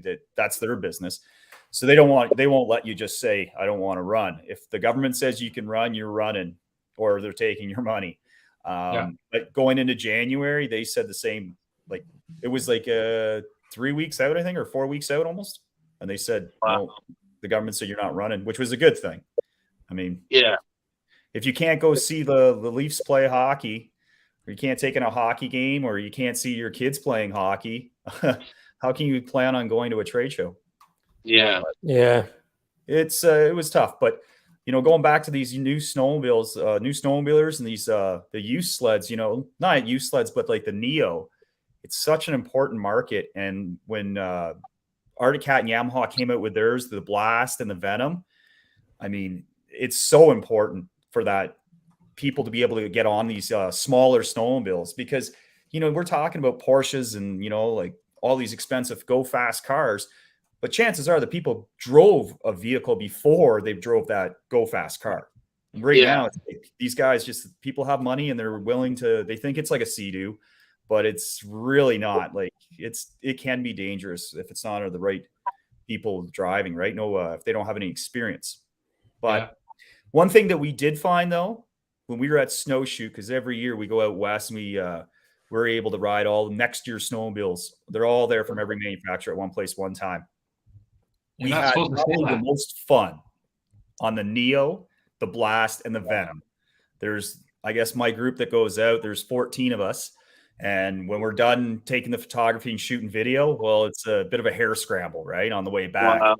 And those snowmobiles, they're doing 60 miles an hour or 61, 62, depending on if you can get good snow. And you're just scratching for traction, trying to beat your buddy down there. It's so much fun. You should get a shirt made up that says that on it. Well, you know what? It's a very good point, because obviously for Ski-Doo, now I'll talk on behalf of them right now. I'm excited to see them come back with some youth sleds and address the newcomers. We had an awful lot of people looking to buy a 600R for their kid, their 12-year-old, it's still a very fast sled. Yeah. Okay? Yeah. It's not because it's 600 versus 850 or 900. The number just does not drive how much slower it goes. So I was really, really excited to see them come out. And apparently, of course, we've never driven one. You have, Richard, so you can comment on. But the Neo is the first sled that sold out for us. We had a good number of allocation of it, and it sold out in a couple of days. They're gone. Well, that's exciting. That's exciting. Cool. And now you have the 200s too, right? Yeah, all the minis went out. I kept one for myself because I think it'll be it'll be a unit that we wanted. Plus, I got a lot of young kids in my family, so. And you got to get them on it young, right? I've noticed that with my kids. The first snowmobile one of them had was a Polaris 120, and then but she wasn't as focused in it. But my son, I got him a Briggs engine, like one of those 120 Arctic Cats. They all nice. Go fast. The thing does like 50 miles an hour. It's ridiculous. Wow. He's a green snowmobile guy. He's born and he's an Arctic Cat guy. So his next sled, like my daughter has a Yamaha 200 from years ago, right? I bought her one of those. But my son, I knew he was like, no, I drive Arctic Cat. I drive Arctic Cat because that's what I got brainwashed like from a very young age, and I could I do a lot of, they're not clinics, but like I have a lot of used sleds and I collect them almost, it seems like, because they mean something to me because I watch my children grow up with them. Yeah. And I put them on the lake in front of my house and I invite all the neighborhood kids over and, they're coming from, and I watch how important it is for these kids to get on these sleds young and they stick with that brand, like it or not. Like it's, you must see all the time, Jean-Luc, like you don't want one of your best customers, like little junior there driving an Arctic Cat. You want them driving a Skidoo. For sure. But I'll tell you, I mean, for a season that is as short as it is, on average, I think it's 89 days, we say, it is the segment in which we sell stuff where people are as passionate, the most passionate. I think it is the most thrilling product that we do sell, albeit, again, 89 days. But you're right. Like people are so dedicated to their brands. You're not going to sell, and this is why you see manufacturers like BRP coming out with oxygen helmets, because it doesn't say Skidoo. They're hoping, and we do sell to Arctic Cats and Yamaha people because it's a great helmet. And but like the Pirate that I got behind me right now is much the same. It's a super light helmet, but it does not say, other than BRP at the back, it does not say Skidoo on it because guys don't really like it. They want just the color. Yeah, that's it. Yeah. Neil Owen agrees. He said brand loyalty is based on what we rode as a kid. I agree wholeheartedly on Absolutely. that. I don't know about that. If my first sled was a Scorpion Stinger. Well, mine was a Motoski Capri, so it's the same thing, right? Like but you know what? Like I've had Skidoo after Skidoo and all through the evolution of it. And I traded a trailer, an open utility snowmobile trailer for a Polaris. And it was kind of one of those things. I was delivering it. The guy was going to give me cash. And I showed up at his house and he had this Polaris Classic 500 sitting there. And he goes, would you trade me that instead? And I was like, you know what? Let's do it. It'll be a good story. Right. And I brought it home and I flipped up the hood and everything was not where it should be. It's not where it is on a Skidoo. And I didn't know what I was looking at. And I got it running and I flipped it. I sold it right away. It was something there. It was like, well, it ran, but I had to buy parts to make it cosmetically better. And and it's like likely a good sled, but it just wasn't for me because all I know is Skidoo. I like this. Like I grew up on the Safari. So when you say the Neo, that to me is like the modern day Safari and Mirage 3, Mm-hmm. Yeah, it's a good starting point, that's for sure, for people. And I noticed when we were riding it, and even with the Blast, but I found the Neo was a bit of a step up on the Blast and the Venom, but it comes with good parts. Yeah. I don't know. When I look at the Polaris Evo, it's kind of looks dated. It doesn't come with great shocks package. You know what I mean? Like, there's a lot of things that are uncool about it. Where when you look at the Neo, Or you look at the Blast, you can say, hey, that's a brand new sled, and it's Yeah. cool. Like there's cool features about it. You've got a lot of the big boy parts. It looks like a big boy sled. Then it's big, like it's bigger than like the Neo and whatnot. I don't know if you guys have ever sat on a Neo, but it's like riding a snowmobile in 1997. Right? Yeah. Yeah, Like it is. It's like an enticer size, right? Like it's just pretty cool. Yeah, it's awesome. But you're not buying a cool sled. Like you're not, to Jean-Luc's point, like when guys park their Ferrari and come in, he's not saying, hey, I'm a Neo guy. Sorry, I'm an Evo guy. He's like, I need something a little bit better. Like, something with maybe hot grips. Like I rode a 600 Sport last year, and I'm telling you, for an entry-level sled, that was prior to Neo coming out, and the children's sled, that thing was impressive. I mean, it flattened out. Top speed wasn't anything you're going to win any races with, but man, it was just like had the old two-stroke sound. It had the two-stroke smell. It was very simple. Your low high beam was on the dash. It wasn't on your handle grip. There's no controls on the handlebar, except your kill switch. And I mean, it was what a neat idea, and 10 grand out the door, or what were they, 11 grand out the door. Jean-Luc is incredible. Yeah, no, they're and you know what? That's another segment between the backcountry, the MXZ, and the Renegade, and the 600 EFI. Number one, the one thing that people love the most about those sleds is the fuel economy. It's amazing. I think Corey Brock can probably attest to it. I think his wife rides that one. And he did. And Corey, you know what? Send us a picture of what you did with the sled, because you did some really, really cool graphics. I think Gary was in on it a little bit, but you changed the color to match her suit, if I'm not mistaken. Yeah, we did. It's tastefully done. It's really, really sharp. But it's a great entry point to try to learn the sport without having that super powerful 600R or 850. It's a great sled. Yeah, she's ready for an 850 this year, I think. She is? Yeah. She'll probably take his. She will. Once she gets her eyes on those gauges, she won't get off of it, that's for sure. Yeah. So I missed a whole lot of that conversation while I was messing around with my camera there. What are you excited about this year's show, Richard? What do we have in the books that you could talk to us about? Well, it's going to be the first one in a few years, so we're all pretty pumped about that. But there's a lot of entertainment there. Like there's a lot of fun things to do especially for the kids, right? The Yamaha's bringing in their Yamaha Riding Academy, so the kids they get all dressed up and they get a little bit of a session on how to ride like dirt bikes and ATVs, and they get to do that. There's also the freestyle event. That's always big. And we have the motorcycle freestyle event too. The HD guys are going to be there again. And then we also have Cassie ATV training. So all these little things are really important. I've always wanted to make sure that we're doing safety lessons for people. And so we have the Cassie ATV training, which is on site. So there's a classroom involved, and then they actually ride. I bring in all this mulch from Bancroft. A couple of transport trailers loads full. If anyone's looking for mulch, I got some. Nice. All you got to do is pick it up. It's right down the street. Free. Perfect. Awesome. All right.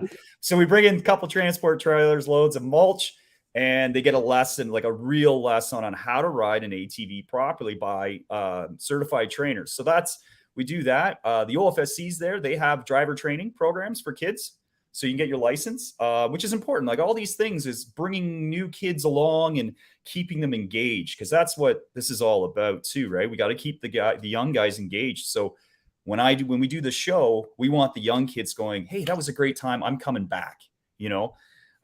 Do they care about seeing guys like Blair Morgan? I don't think my son cares, but he cares about, like, we care about seeing Blair Morgan. I mean, He's like our icon. It's funny, like Jean-Luc's son's in hockey, and my son, he gets trained once every 2 weeks. Gary Roberts does dry training with him. Like he's like a huge hockey player, right?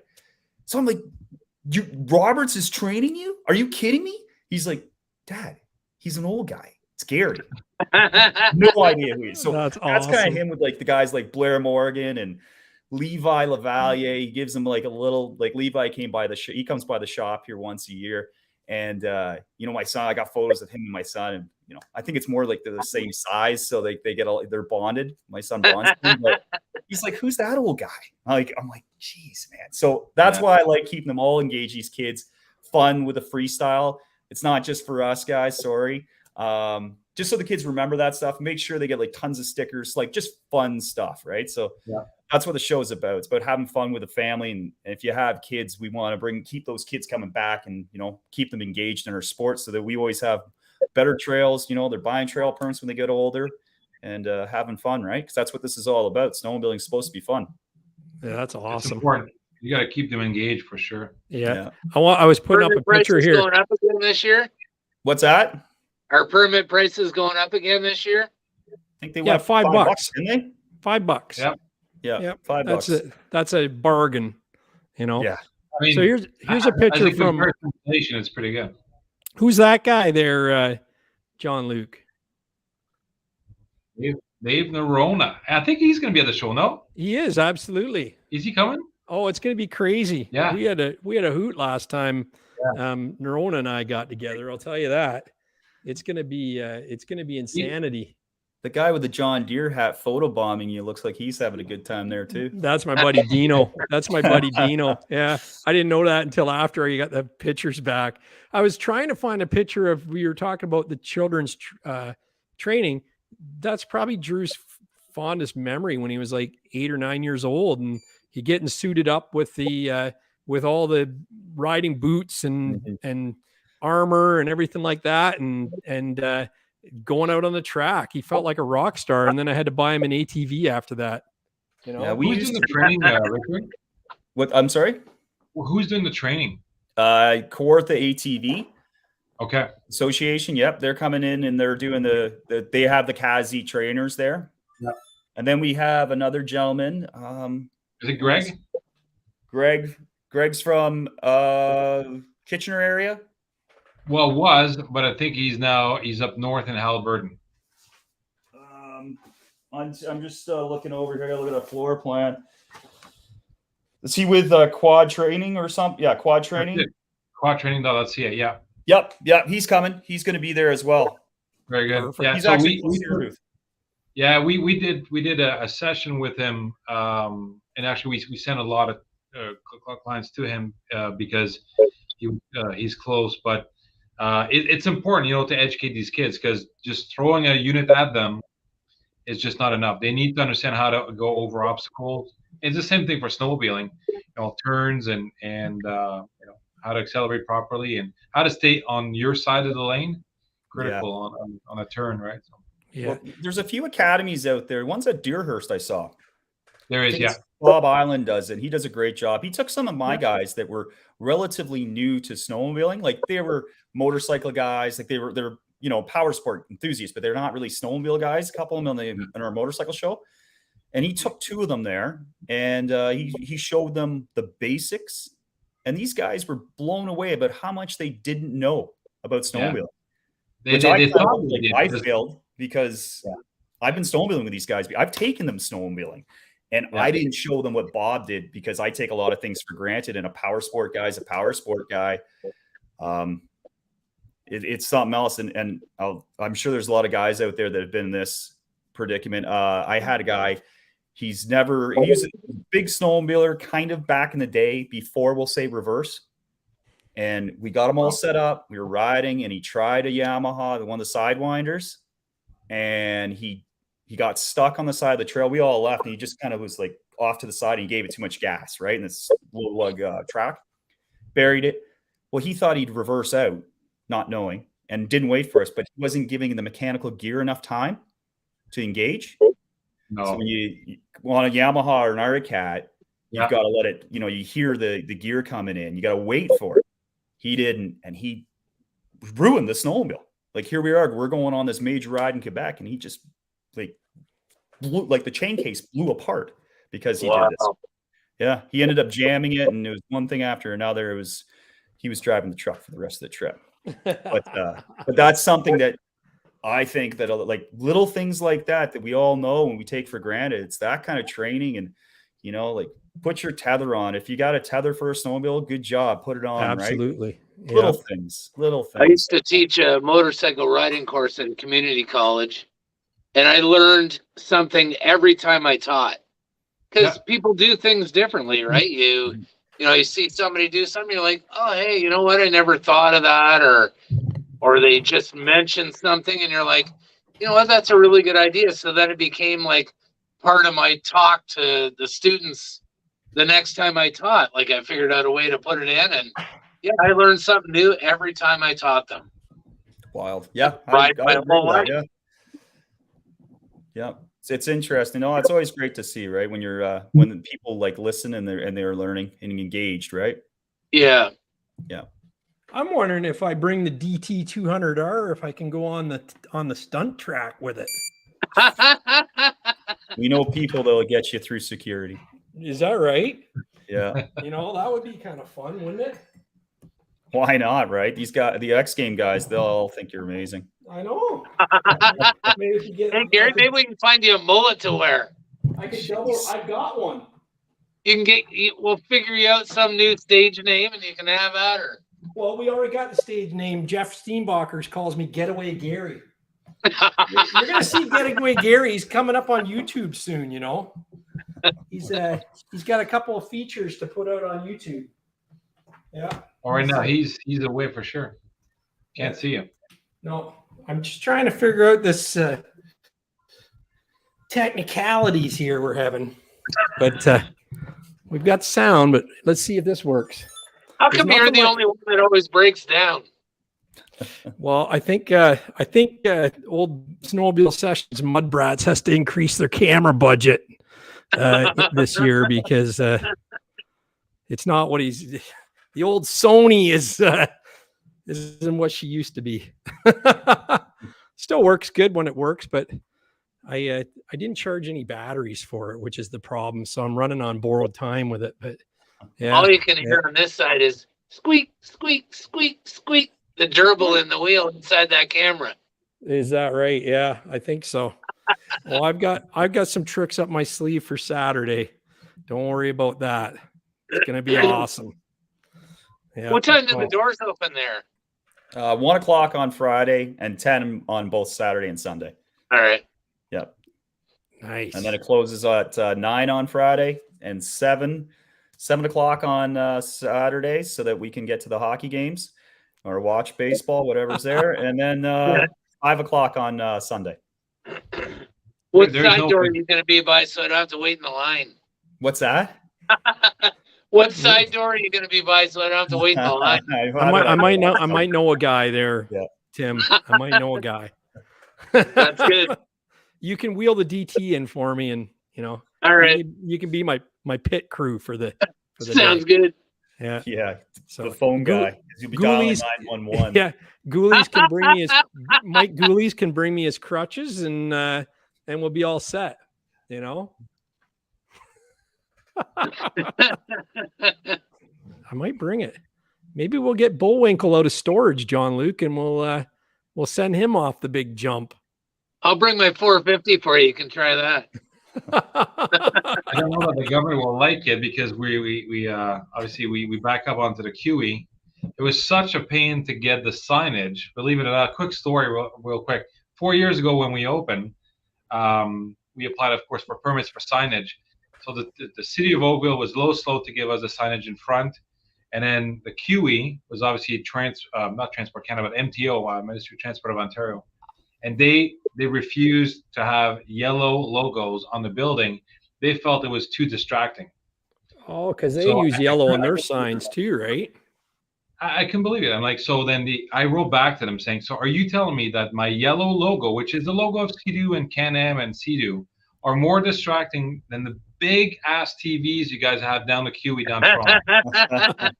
That's more distracting than these TVs? Anyway, they ended up approving it, and we moved on ever since. But yeah, it just took. They were probably sitting there going, "Oh yeah, he's right." Yeah, right. It just took a bottle of that maple syrup, and they were good to go. Yeah. Corey's getting me some more of that maple syrup, the 2023 edition. We have to talk about the label. I know. I've already been thinking about it. Awesome. You know me, the gerbils are always turning. Somebody said that in the chat. The gerbils are always turning. So, Good stuff. yeah. Greg Kelly says, sounds like a terrific show and lots of BS. Definitely have to make it there next year. Yeah, for sure. What time will I be there, Gary? I'm going to be there when it opens on Saturday morning, and I'll be there when it closes on Saturday night, unless I get thrown out first. Or you crash that DT. Yeah, that's right. Well, what time will they let me on that stunt track? I could just pop a couple little wheelies or something. Yeah, you don't have to be a hero. No. Sign some autographs. It Pop all some makes wheelies. sense now. Yeah, we'll get there. We'll get there. I don't know what we'll have to do. They have red M&Ms. I need that in the rider, right? Like we have to talk about this. And Turtles chocolates. I think we need a box of those. You know, in the green room for me when I'm doing my stunts. You want a warm-up room now. So my son was asking if the Hooters girls are going to be there. Are they going to be there this year? Oh, geez, I don't know. They normally are, aren't they? They are. And they're giving out free wings most of the time too. Exactly. Are they? Exactly. They normally do. Yeah. Yeah. And what else was popular at the shows? Again, you mentioned about the OFSC pavilion. I think all the racing circuits are there too. Always really like cool. Right. CSRA, Snowcross, the OSOR, the vintage racing, oval racing. We've got grass drags. Who else? We've got the watercrossers. They're all there. There's a lot of good stuff. Right. And plus, and the pavement draggers are there. So there's a lot of cool stuff.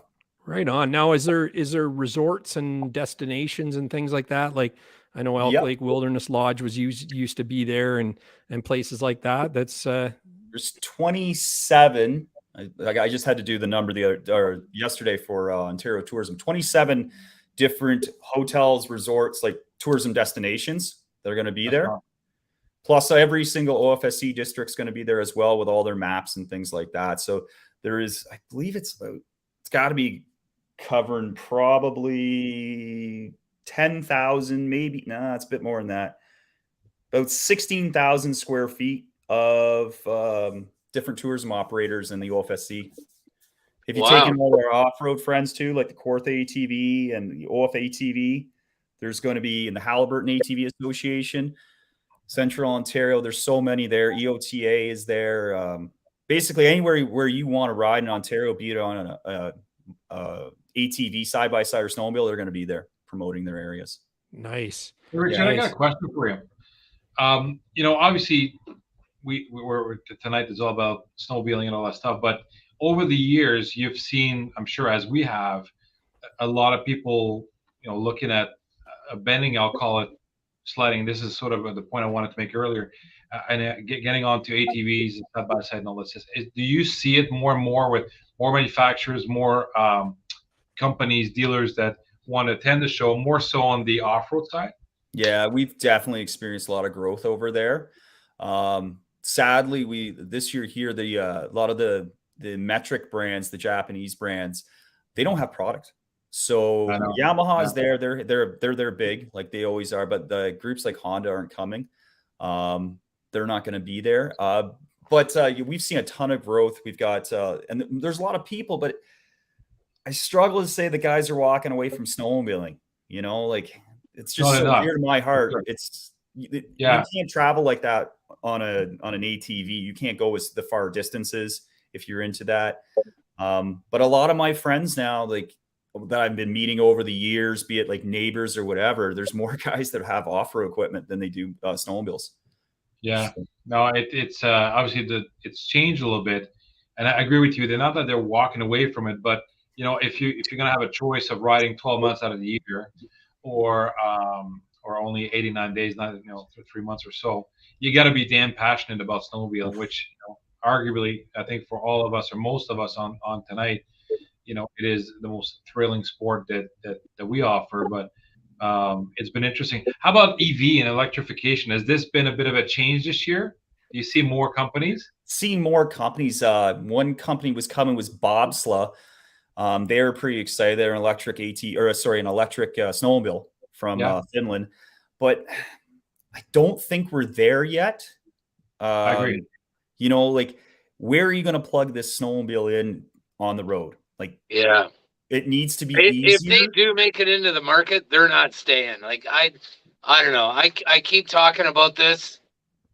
Guys ask me all the time because I worked for big dealerships for a long time as a mechanic, and I did all the EV training from Toyota, and that market just hasn't taken off.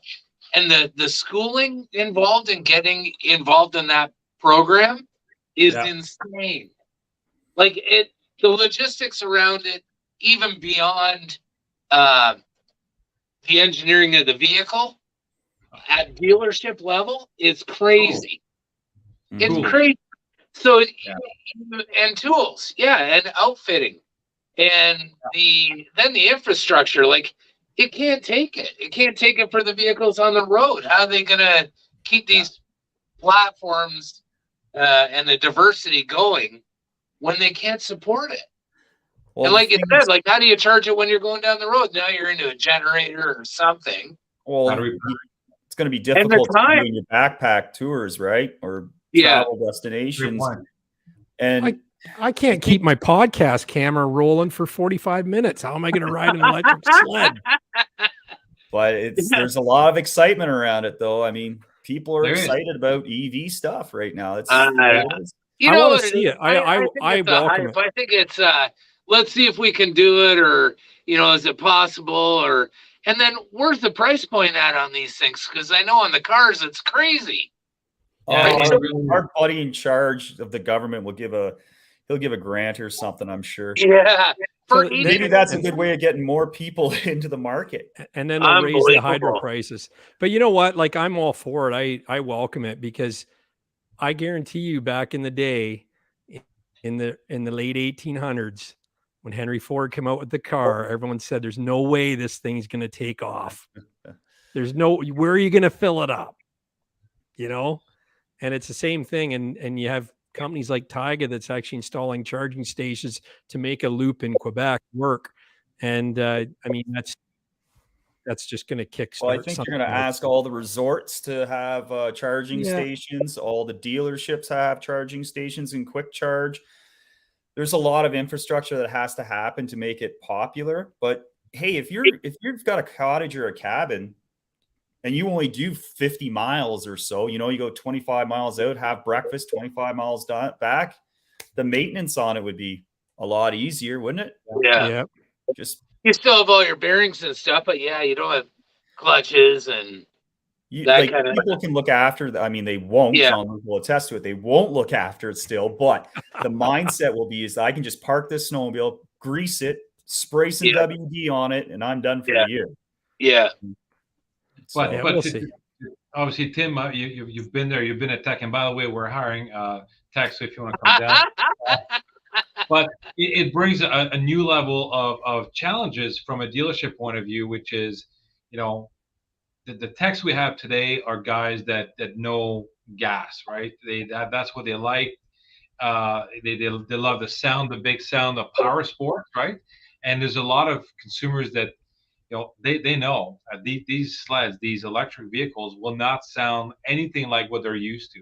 And we saw it with Harley Davidson when they came out with their hyperbike and all that stuff. So Livewire, Livewire. Thank you. And so I don't know. To me, it's quite interesting. You know, in a past life, I worked on the launch of the Nissan Leaf, and that was quite interesting. We were thinking about, you know, laying down Highway 1 across Canada as an electric highway. By the time we saw the cost just getting out of Ontario, you know what, it doesn't work. It just we could not do it alone as a manufacturer. It was a good idea to promote it and sponsor it, but no, it was never going to happen. It's like when Chrysler first launched that CVT transmission, like they put it in their platform. It was out there, but they were the first ones to grab it. Yeah. They had all kinds of vehicles come back. They said, something's wrong in the transmission. Oh, really? Why? What do you think's wrong? Well, it doesn't shift. They're like, yeah, well, it doesn't shift because it doesn't shift. Yeah. And so they had to go back in. The engineers had to go in and manufacture shift points into it. So that, because the general public, they're like first gear, their second gear, because they're used to hearing it. So you're not wrong in that statement for sure. Like, guys want to hear it. It's ingrained in you that you need to hear it. But And then you do something weird, you're like, oh, there's something wrong here. And there's a lot of guys that are buying Teslas though now. I mean, how many more do you see on the road today than what you did 4 years ago even? That's true, yeah. But the price hurts me because I mean, we burn dinosaurs, right? Like fossil fuels. Yeah. I love it. And more power, but these cars are coming with the electric engine's got monster power. Yeah. A friend of mine's got a Tesla and it's got, what is it? Over 1,000 horsepower? Yeah. What? Yeah, that new Hummer EV, that thing's like 1,200 horsepower, and it can crab walk sideways. Yeah, I can get used to that. I could forego some noise or something. Turn the radio off. But you give me 1,200 horsepower. Yeah, I don't need to. I mean, quiet horsepower is fine with me. Dodge has that electric Hellcat coming out, and they have that, and you can choose engine sounds that play through speakers on it. Jeez. Great. Inside the car, but not outside. Exactly. Yeah. That's like putting a hockey cart in your spokes. It is, exactly. Yeah. Yeah. Oh yeah, for sure. Wow. No, it's pretty neat. And what about big retailers at the show? We still got the usual suspects coming out. Suspects this year here. Royal's going to be there with predominantly a FXR. It's going to be an FXR booth, clothing. Right on. We got Jean-Luc, of course. We got Factory Rec with Chaco out front. Who else? There's some new players coming this year. Revco's going to be there. Revco.ca. Who else? There's a few Arctic Cat dealers that are coming back, which is great. Country Corners is going to be there, but they're really pushing that the Sherp, right? Yeah. Oh, I got you. Yeah. Yep. That's a pretty fun. They're going to have that on display. We've got who else? There's Aberfoyle Snowmobile's taking him. He's doing a big booth this year. And is my man John Sherrard there from Accelerate? Yes. Yep. Right on. Perfect. Yep. You can get your suspension all tuned up. And also Catchak's back too. So that's another Arcat dealer that, hasn't been on the show in a few years. They're coming back. So that's pretty exciting. I think the Arcat brand, I mean, they've been dealt some blows over the years, we'll say. Like they haven't really been winning. They need to win right now, Arctic Cat. This new chassis that has come out, it's I think all manufacturers are interested in it, and every manufacturer does agree that we need to keep Arctic Cat there. So I'm pumped to see this. It'll be on display too. The new chassis will be at the show, and it's great to see these dealers. Yeah, I think the Cat looks great. I love what they did with that asymmetrical headlight. I think it's the nicest looking headlight in the industry. And kudos to them, man. They're competing again. I don't know what their involvement in Yamaha is going to be now. Like, is that something where Yamaha is going to join in on that, Tim? Or what do you know about that? I keep asking about that, and they're keeping that on the down low. I don't know what's up there, but they're not saying a whole bunch about that. Yeah, it's pretty quiet. Be interesting to see what happens. Like, I think there's a new 600 and 800 and 850 coming out for that Catalyst, but who knows? I don't know whether that'll be something Yamaha will put a 4-stroke in it or how that'll work. But it looks like there's enough room for a 4-stroke to go in there. That's what they say. With all the panels off, but that's what they say. I still won't really trade. Tight-lipped about it. Still wouldn't trade my Ski-Doo, that's for sure. Plastic running boards though, which is kind of cool. That's just for the show, wasn't it? No, they're actually going to be plastic. Yeah. Wow. Yeah. Composite. Yeah, I can't get past the dash. Yeah, I don't know if I do something like that. I can't get past that dash. Sorry. I was sitting there. I was having dinner with Herfindel, Zach. He's won more championships than anybody else in cross country racing, and he couldn't break them. So there's a guy who's run 105 miles an hour down ditches. Like, he's scary fast. I've ridden with a lot of fast guys. That guy is like, there's no room for error for these guys when they're racing the cross countries. The speeds are going now. When I used to race them, we were on 440s, And yeah, we could go as fast as them. 440s were going as fast as 600s. Only as fast as your body get can there take. like that. They get there, they accelerate that much harder. So they're going faster, quicker. And man, like the stuff that, and if he can't break them, I don't think there's too many guys out there that will be able to. No, they're modular too, so you could just replace them if something did happen. Well, you know what I mean? The same thing with plastic skis. If you remember back in the day, I remember a bunch of guys I knew were saying like plastic skis. They're racers at the time. I was a little younger, and they were in the 90s, and they were like, "There's no way that those things will break." They never broke a ski. All their testers and all the guys in R&D at Articat, never once did they break a ski. They broke the saddle. They broke spindles. They never broke that plastic ski. There's a question for John Luke in the chat. Is BRP going to bring out the 850 turbo trail sled? So it's interesting. I thought for sure last year was it, because they got the technology. It's there. And so of course they've introduced the Mach as their hero launch for last year. This year it's all about the technology on the dashboard and the Gen 5. I think if we're going to see a unit like this, it'll be in the Gen 5 for sure. They might have waited for that to be because every year they got to come out with something, right? It would make sense. I expected it last year for sure. It just didn't happen. Yeah. No, but I don't know the answer. If you guys out there think that dealers know, I will tell you, we go to a dealer meeting, and until that very last minute, until the curtain is going up, we don't know what's going on. They are one company. I work for a lot of car companies that keep on leaking stuff, but BRP does an outstanding job at keeping secrets. Sweet. Yeah. Is there any update as far as the technology, like desk posts, Smart Shocks chips from 2022s? I mean, you see that popping up on social media all the time. Is there any word on that?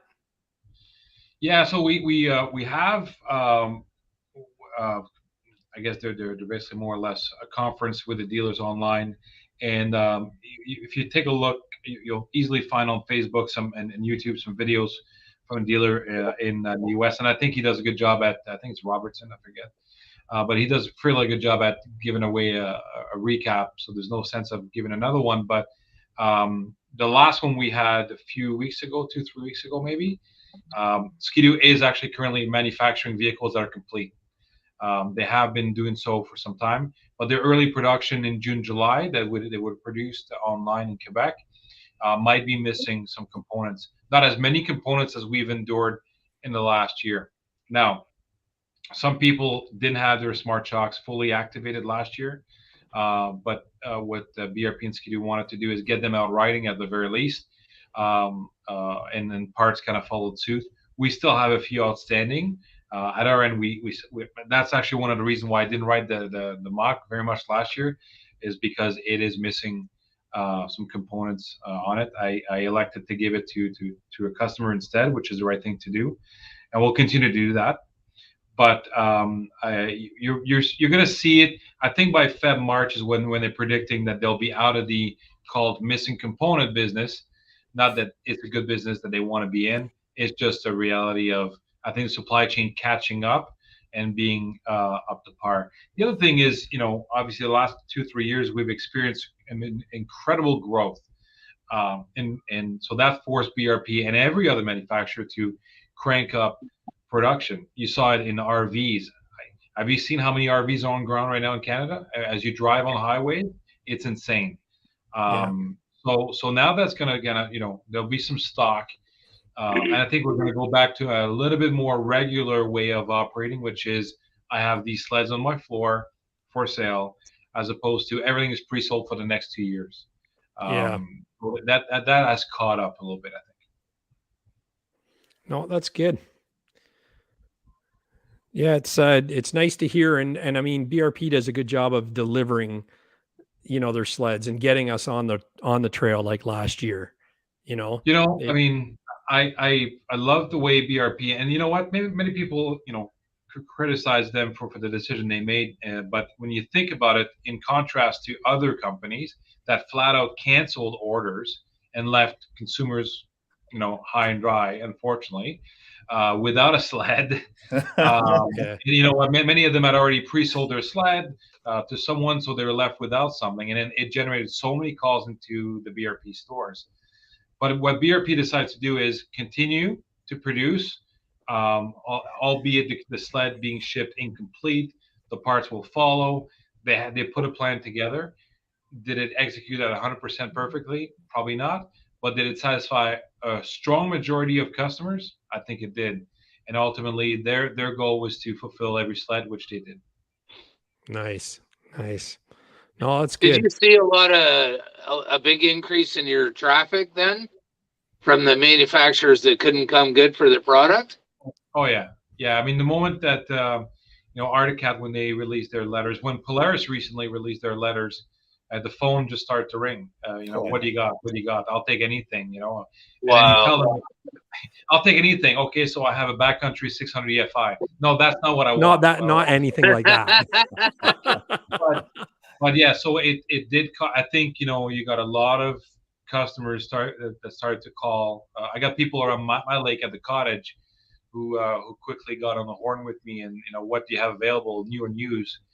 And this is what's still causing, I think, the used market to be as strong as it is, because it's not normal. I mean, it has to eventually flatten out a little bit. It's got to dive down. It's not sustainable what we're seeing. So for those of you out there thinking, it's still a good opportunity to sell your sled for a little bit more. It is. I think this will be the last fall where you can see reasonable prices that are out of whack, we'll call it.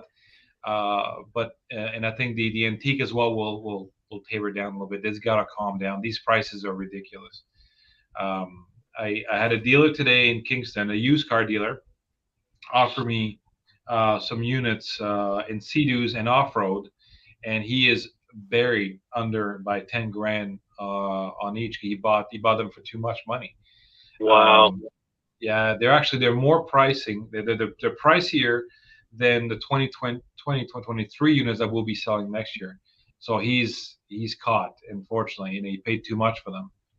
A friend of mine was looking for a new Tundra pickup truck, and he had a 2010 Tundra, 270,000 kilometers on it. So he trades it on a new one. He says to me, "What do you think they gave me for it on a trade?" And I thought, 270K, I don't know. Couldn't have been all that much. 18 grand. Yeah. Wow. For a 2010, I was like, holy shit, no wonder you traded it.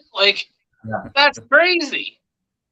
So you see, with those, it's a little bit different because there's there are markets outside of Canada that are hungry for used vehicle, and with the currency being where it is right now, that's what's driving. I mean, there's a U.S. dealer that I will not name right now, but he's after every BRP dealer to try to buy every used or new that he can get his hands on, because the currency is down a little bit right now, right? Our dollar is not where it should really be, and it's advantageous for U.S. dealers to come and pick up some product up here. So that's why he's not getting a true 18,000, while the dealer is giving him that, because in actual fact he's probably getting a little bit more actually from the dealer. But the U.S. dealer is not paying as much as 18 Canadian is not the same in American. So no, it's crazy.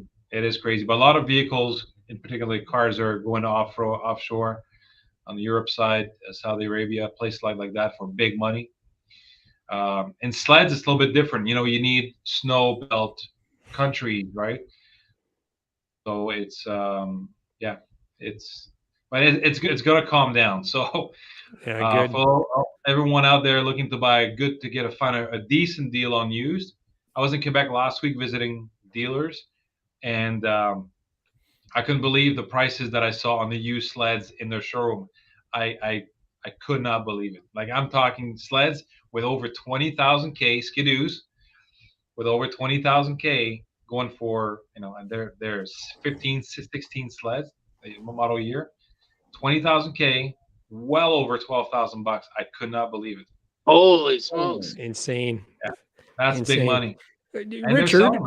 Richard, like, back to the show, what kind of percentage, like, do you know, traffic wise, like how many percentage of the people going through the door are there for snowmobiles versus ATVs versus The last go around in 2019, it was about 60-40 split. And that was the highest we've ever been.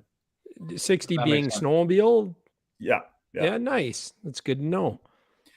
Yeah, it used to be far different. Like we've been beating that the off-road group. It used to just be the snowmobile show, right?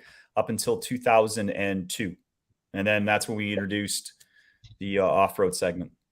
Nice. Yeah, it's a good combination, right? Something for everybody. It makes sense. It's a closer market. Those markets are closer together than motorcycle and snowmobile or motorcycle and off-road. Yeah. But they complement each other really well. And it's great for the dealers too. Like Jean-Luc, he does it all. So, but it's to do snowmobile and ATV, like Polaris does it, Arctic Cat does it, all those dealers do it. So it's a good compliment. Yeah, that's good. Yeah. Yeah. We got quite a variety coming in on the energy booth. That's for sure. Yeah. Oh yeah. Yeah. So I heard that Tim, you were going to give us a show tonight. Were you going to start that? Were you going to start that 1,000? Were you? Is that what you were saying? Who in the chat wants to hear that 1,000 fire up tonight? I do. I do. Is it a runner? I don't even know. I think the battery's connected. I'm not sure. I gotta find the key. Yeah, pull it over. There we go. Like, here we go, guys. 1,000. Yeah. Pulling that thing. It's a dirt bike. Yeah. That's Tim's. Funny, Jean-Luc, down in at Heydays last month when I was there, I couldn't believe the prices of the used sleds down there. Like relatively junk was for sale and big money. Yeah, I know. I try to buy a few antique sleds. I think MJ, in fact, put me in touch with someone, and unfortunately, on my personal side of my life, some stuff has happened as of late, so unfortunately,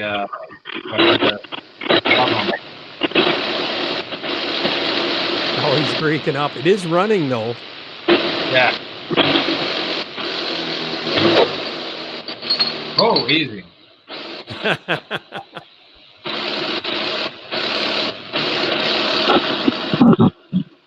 We need to upgrade your audio there. Oh, he's gonna roll her forward, get her closer to the phone. There's that smoke. There's that smoke. Yeah, you love that. All that fog coming out of it. Yeah. That smell. He's got the LED headlights too, which is pretty cool. Yeah. Oh, very nice. Very good. Thank you. We needed that. You know what the best part is? The smell. I know. We were just commenting on that. Yeah. You can see. Here's a funny story on the smell. From time to time, when we have sleds on the floor, people want to hear them. They want to, and so we started one of them. It was a 2-stroke XRS, and there's a customer who's looking to buy one. He said that I want one that smells like that. That's the smell I'm looking for. Yeah, by the smell. Yeah, it is unique, and especially with the cold, when the weather is it's cold out there. There's nothing like it. It's the best. Yeah, for sure. They run better cold. That's for sure. You can't get that smell from an EV. No. That's an all-terrain TV. Maybe they'll build that in there. That's right. So we got hockey cart in the spokes. Now we got the smell. They're gonna have a smoke. Yeah, you get one of those candles. You can get a candle that smells like 2-stroke. You just light that under the hood. Yeah. We might be on to something. Gary's next marketing scheme. You got it. Yeah. They're not scheme. Yeah, that's crazy. It's only a scheme until it works. Exactly. Yeah. It's only a scheme if you don't get away with it, I guess. You got it. Yeah. So if anyone has any questions for Richard in the chat, fire them off. And where do we find out more information on the show? You visit our website, TorontoSnowmobileATVShow.com. Excellent. And you've got a Facebook page as well? Yes, we do. Are you on Instagram too? The kids are all on that stuff. Perfect. Follow where all the kids go. Will we see Richard dancing on TikTok at all in short shorts? No, I'm going to leave that for Paul. I was just going to say Unless he can loan me his shorts. That's right. Yeah. Maybe we'll see Paul on Saturday at the show. So. That's your What's the price to get in? Someone's asking. Cam says $25 this year. $25? Perfect. Yep. There you go. Mine is the 3 or with the 3? And then you get $3 off. You just got to print that coupon, bring it in, and it's $22. Yeah, $3 off coupon on the website. Yep. Why don't they just call it $22? Why do they do the $3 off coupon? You know what? That's a great question. It's a great question. Just say no more coupons. $22. Get your arse in here. Other than it drives people to your website, and that's you got it. Out. Well, I know we used to clip it out of the magazine and things like that. So boy, clip art. Yeah, you got it. OSM magazine. What's the hot news? Oh, we're just it's just the recalls right now, and the new snowmobiles, like the Widescape, things like that. There's a lot of cool stuff out there coming on the market. That's what we found. Like, and there's new players, there's new life. You know what I mean? Yeah. STV. Any hot destinations? Anything different you're going to this year? We're going back to New Brunswick. We've got Jeff's on his. Just trying to think. We'll have some destination rides in Ontario for sure. Is that with Getaway Gary? Is Getaway Gary going to be involved in those? He can be. Hey, don't forget me. Yeah, for sure. I only drive the truck if I go. So, but Steenbakers, it's going to be great. We're looking forward to it. We got some project builds. I picked up an Alpine 2 this year. Well, I guess at the end of last year. And cool. We want to put a bigger motor in it. So we're doing that. That'll be kind of cool. You're going to do that, the nostalgic ride again? Yeah, of course. Like Jeff's got some crazy ideas. He wants to go around Algonquin Park on some vintage, like on some triples. Nice. I don't know about that. Bring your drive belts, boys.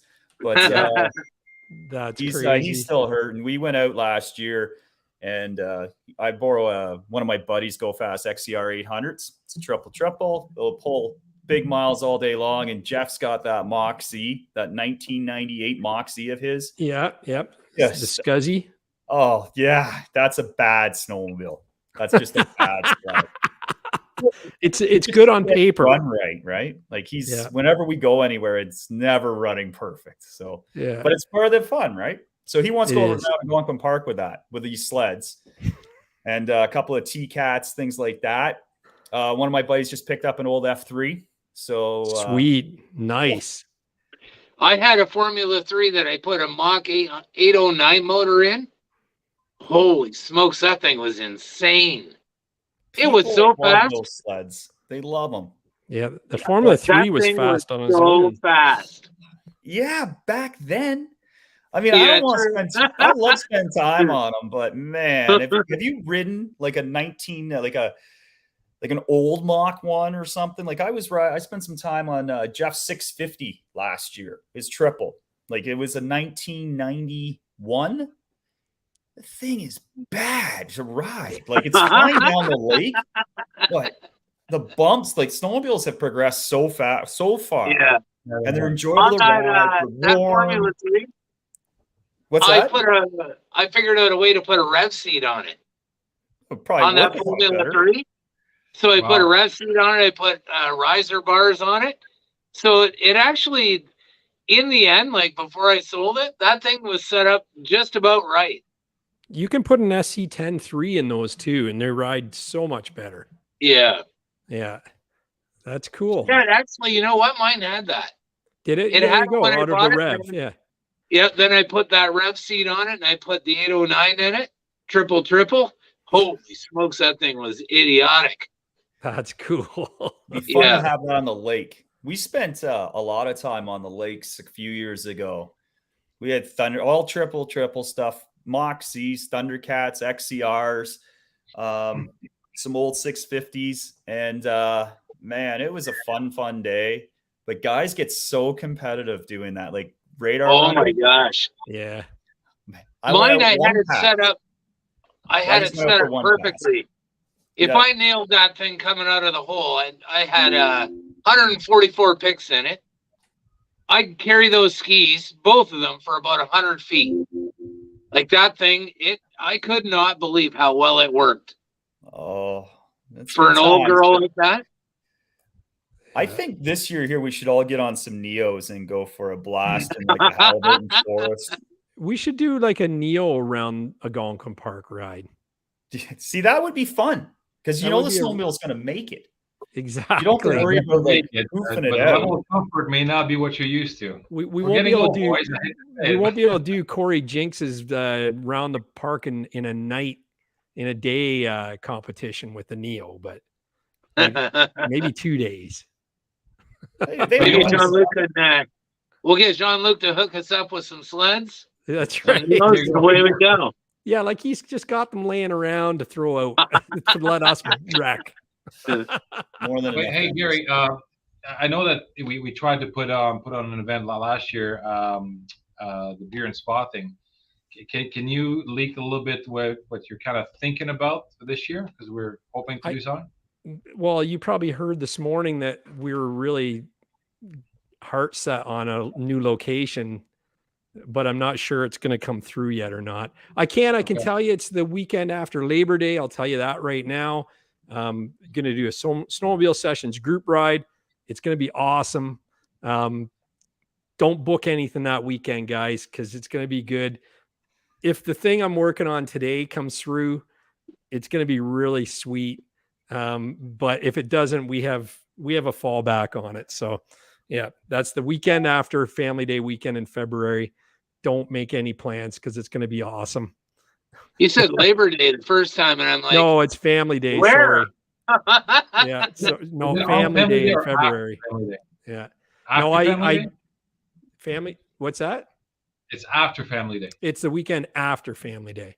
Good. Yeah. Family Day is like the 20th, and this is like the 23rd to 26th or something like that. So that may change. Family Day. The weekend of Family Day is the launch of Skidoo in Houston. Yeah, and I know that was a problem last year with you as well, right? So, yeah. And people want to spend time with their families as well. So that was kind of a thing. But I mean, last year before the rain, we had 7 cabins sold out, and it was going to be a good time. And just the rain started coming in, and snow was gone, and people started pulling the plugs. So we had to cancel it. But this year we'll do it. I have some ideas. We might put a charity spin around it, which once I get the details, Jean-Luc, you and I, let's sit down and hash it out. But it's going to happen this year. It's just a matter of where it's going to happen. And I think we just need to bring as many personalities and the guy from the Snowmobile magazine, the shows, all these people. We need to bring them together. Because I think it'd be a hoot to have all these people around a fireplace. Of course, there'll be music and a few beverages. It'll be fun. Yep. Oh yeah, for sure. I can't wait. I mean, I was so excited yesterday, and then talked to an operator today, and they were really excited. But there's still a little bit of negotiating to do, I think. Before we can release any details on it. Yeah. But yeah. So yeah, everybody's busting me for Labor Day. It's Family Day. I mean Family Day. Yes, I mean Family Day.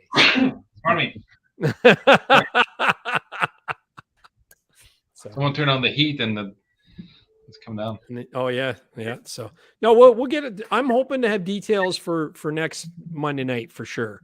If not, the operator on to promote on Monday night as well. But yeah, stay tuned for that. It's gonna be a good time. And I'd love to see Renegade X and Pro Polaris Rob were booked last year. I think Uncle Buck and Mrs. Uncle Buck were on the horn. Jean-Luc was booked in last year. Hopefully we can see Tim out with his medal there. So it'll be good. Corey, Shannon, Drew, it was gonna be Neil Owen had a gang coming out. My buddy Grant from London, he was coming out. So I mean, I think all the usual suspects will show up again. And Mike Gooley's, him and his buddies were coming too. And hopefully we can get more. So it's just a matter. I want to make sure everybody's getting a good deal. That's first and foremost. Is I want good value for you guys, and I want to like last year was dynamite, what they were offering us, and it would have been great. And hopefully we can match that or better it and make it rock, you know? So, and that's why I think if there's some people we can chat with at the sled show too, we might be able to work something out. Be good. We'll see how it goes. Yeah. Richard probably has some ins with us places. So Yeah, I've got some places in there. yeah. Yeah. We promise not to break too much stuff when we're there. That's good news. Okay. It's expensive there. Yeah. No, we don't. We're angels. We'll be out all. That's the thing, is we're out all day, and we'll eat breakfast, ride all day. We'll come back in the dark, have a few pints, go to bed, repeat. You know, like it'll be such a tame time, and everybody will have fun doing it. You know, You forgot about the music. music. Yes. Yeah. band. Music. I'll bring the karaoke machine. You know, No skunks, so everybody will hang out with Richard. that's right. That was the Please. worst experience. Please do not let the dog out before you jump in your car. That'll be it. So And then get on a Greg Keller plane says, for keep 2 us updated, hours. Gary. It's like, that's the thing. I know this year we can do it, and we're going to have a good turnout. And that's the thing. Corey Brock's been instrumental in looking at places too. And between us both, our heads will prevail, and we'll find a great deal for you guys, a great time in a great location. That's key. I don't want to have what happened last year when we get right down to 3 days before and there's no snow. So That's just how the season happened last year. It happens, right? it is. We didn't have a good time at our cottage either. We went out there twice, and you know, and that's unheard of. So hoping this year's better, more normal. We're due, aren't we? We are. Like overdue. Actually, we've had a good 3 years. I think I put 1,500 kilometers on around kilometers around the local trails here, right from my back door. Wow. So yeah, the one day we did 407 kilometers, left our back door and went to Durham and back. It was a great day. Yeah. I put 800 on this new build last year. Yeah, it's sweet. We'll get that out. We'll get away, Gary, on that and squeezing that fun flipper. Seeing if the 850 made my arms a little longer last year. Look how long that is, you know? And that Mach 1000, that'll do the trick. That'll get him back to prehistoric days, right? Living proof of evolution. So, anyway, I know you're busy there, Richard, and I really appreciate your time. Just leading up days before the show. You probably got a big day again tomorrow with setting up and getting our carpet and electrical down so we can get in there and start setting exhibits up, and away we go. So Red carpet for Gary's DT. yeah, exactly. And, just let me know. I don't know whether Armor All is okay to use or if it's a banned substance for those old 2-strokes, but we'll get that there. And we'll have a good time. But Thank you again, Richard. Thank you, John Luke, for joining us tonight. And thank you, guest Tim. You rocked it tonight, man. You're a natural. You provided a lot of good insight. My camera, I faked the camera failure and let you carry on the show, which was good. You passed that test, you know.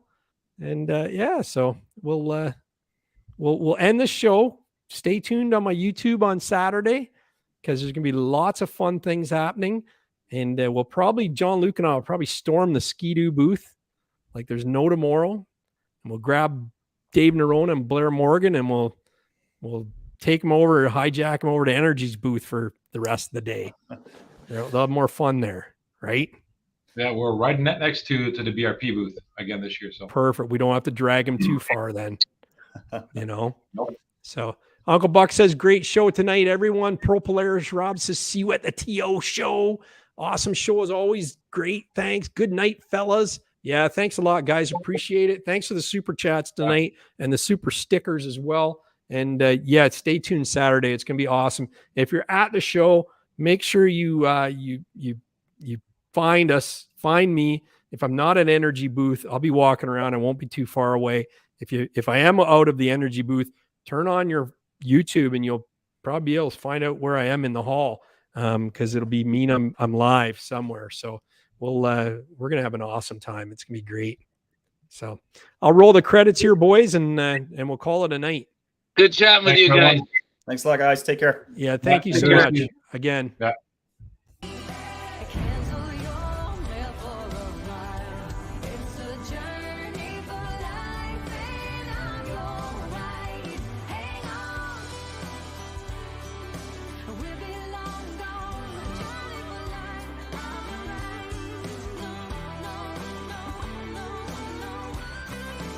It's a journey for life, and I'm your ride. Hang on.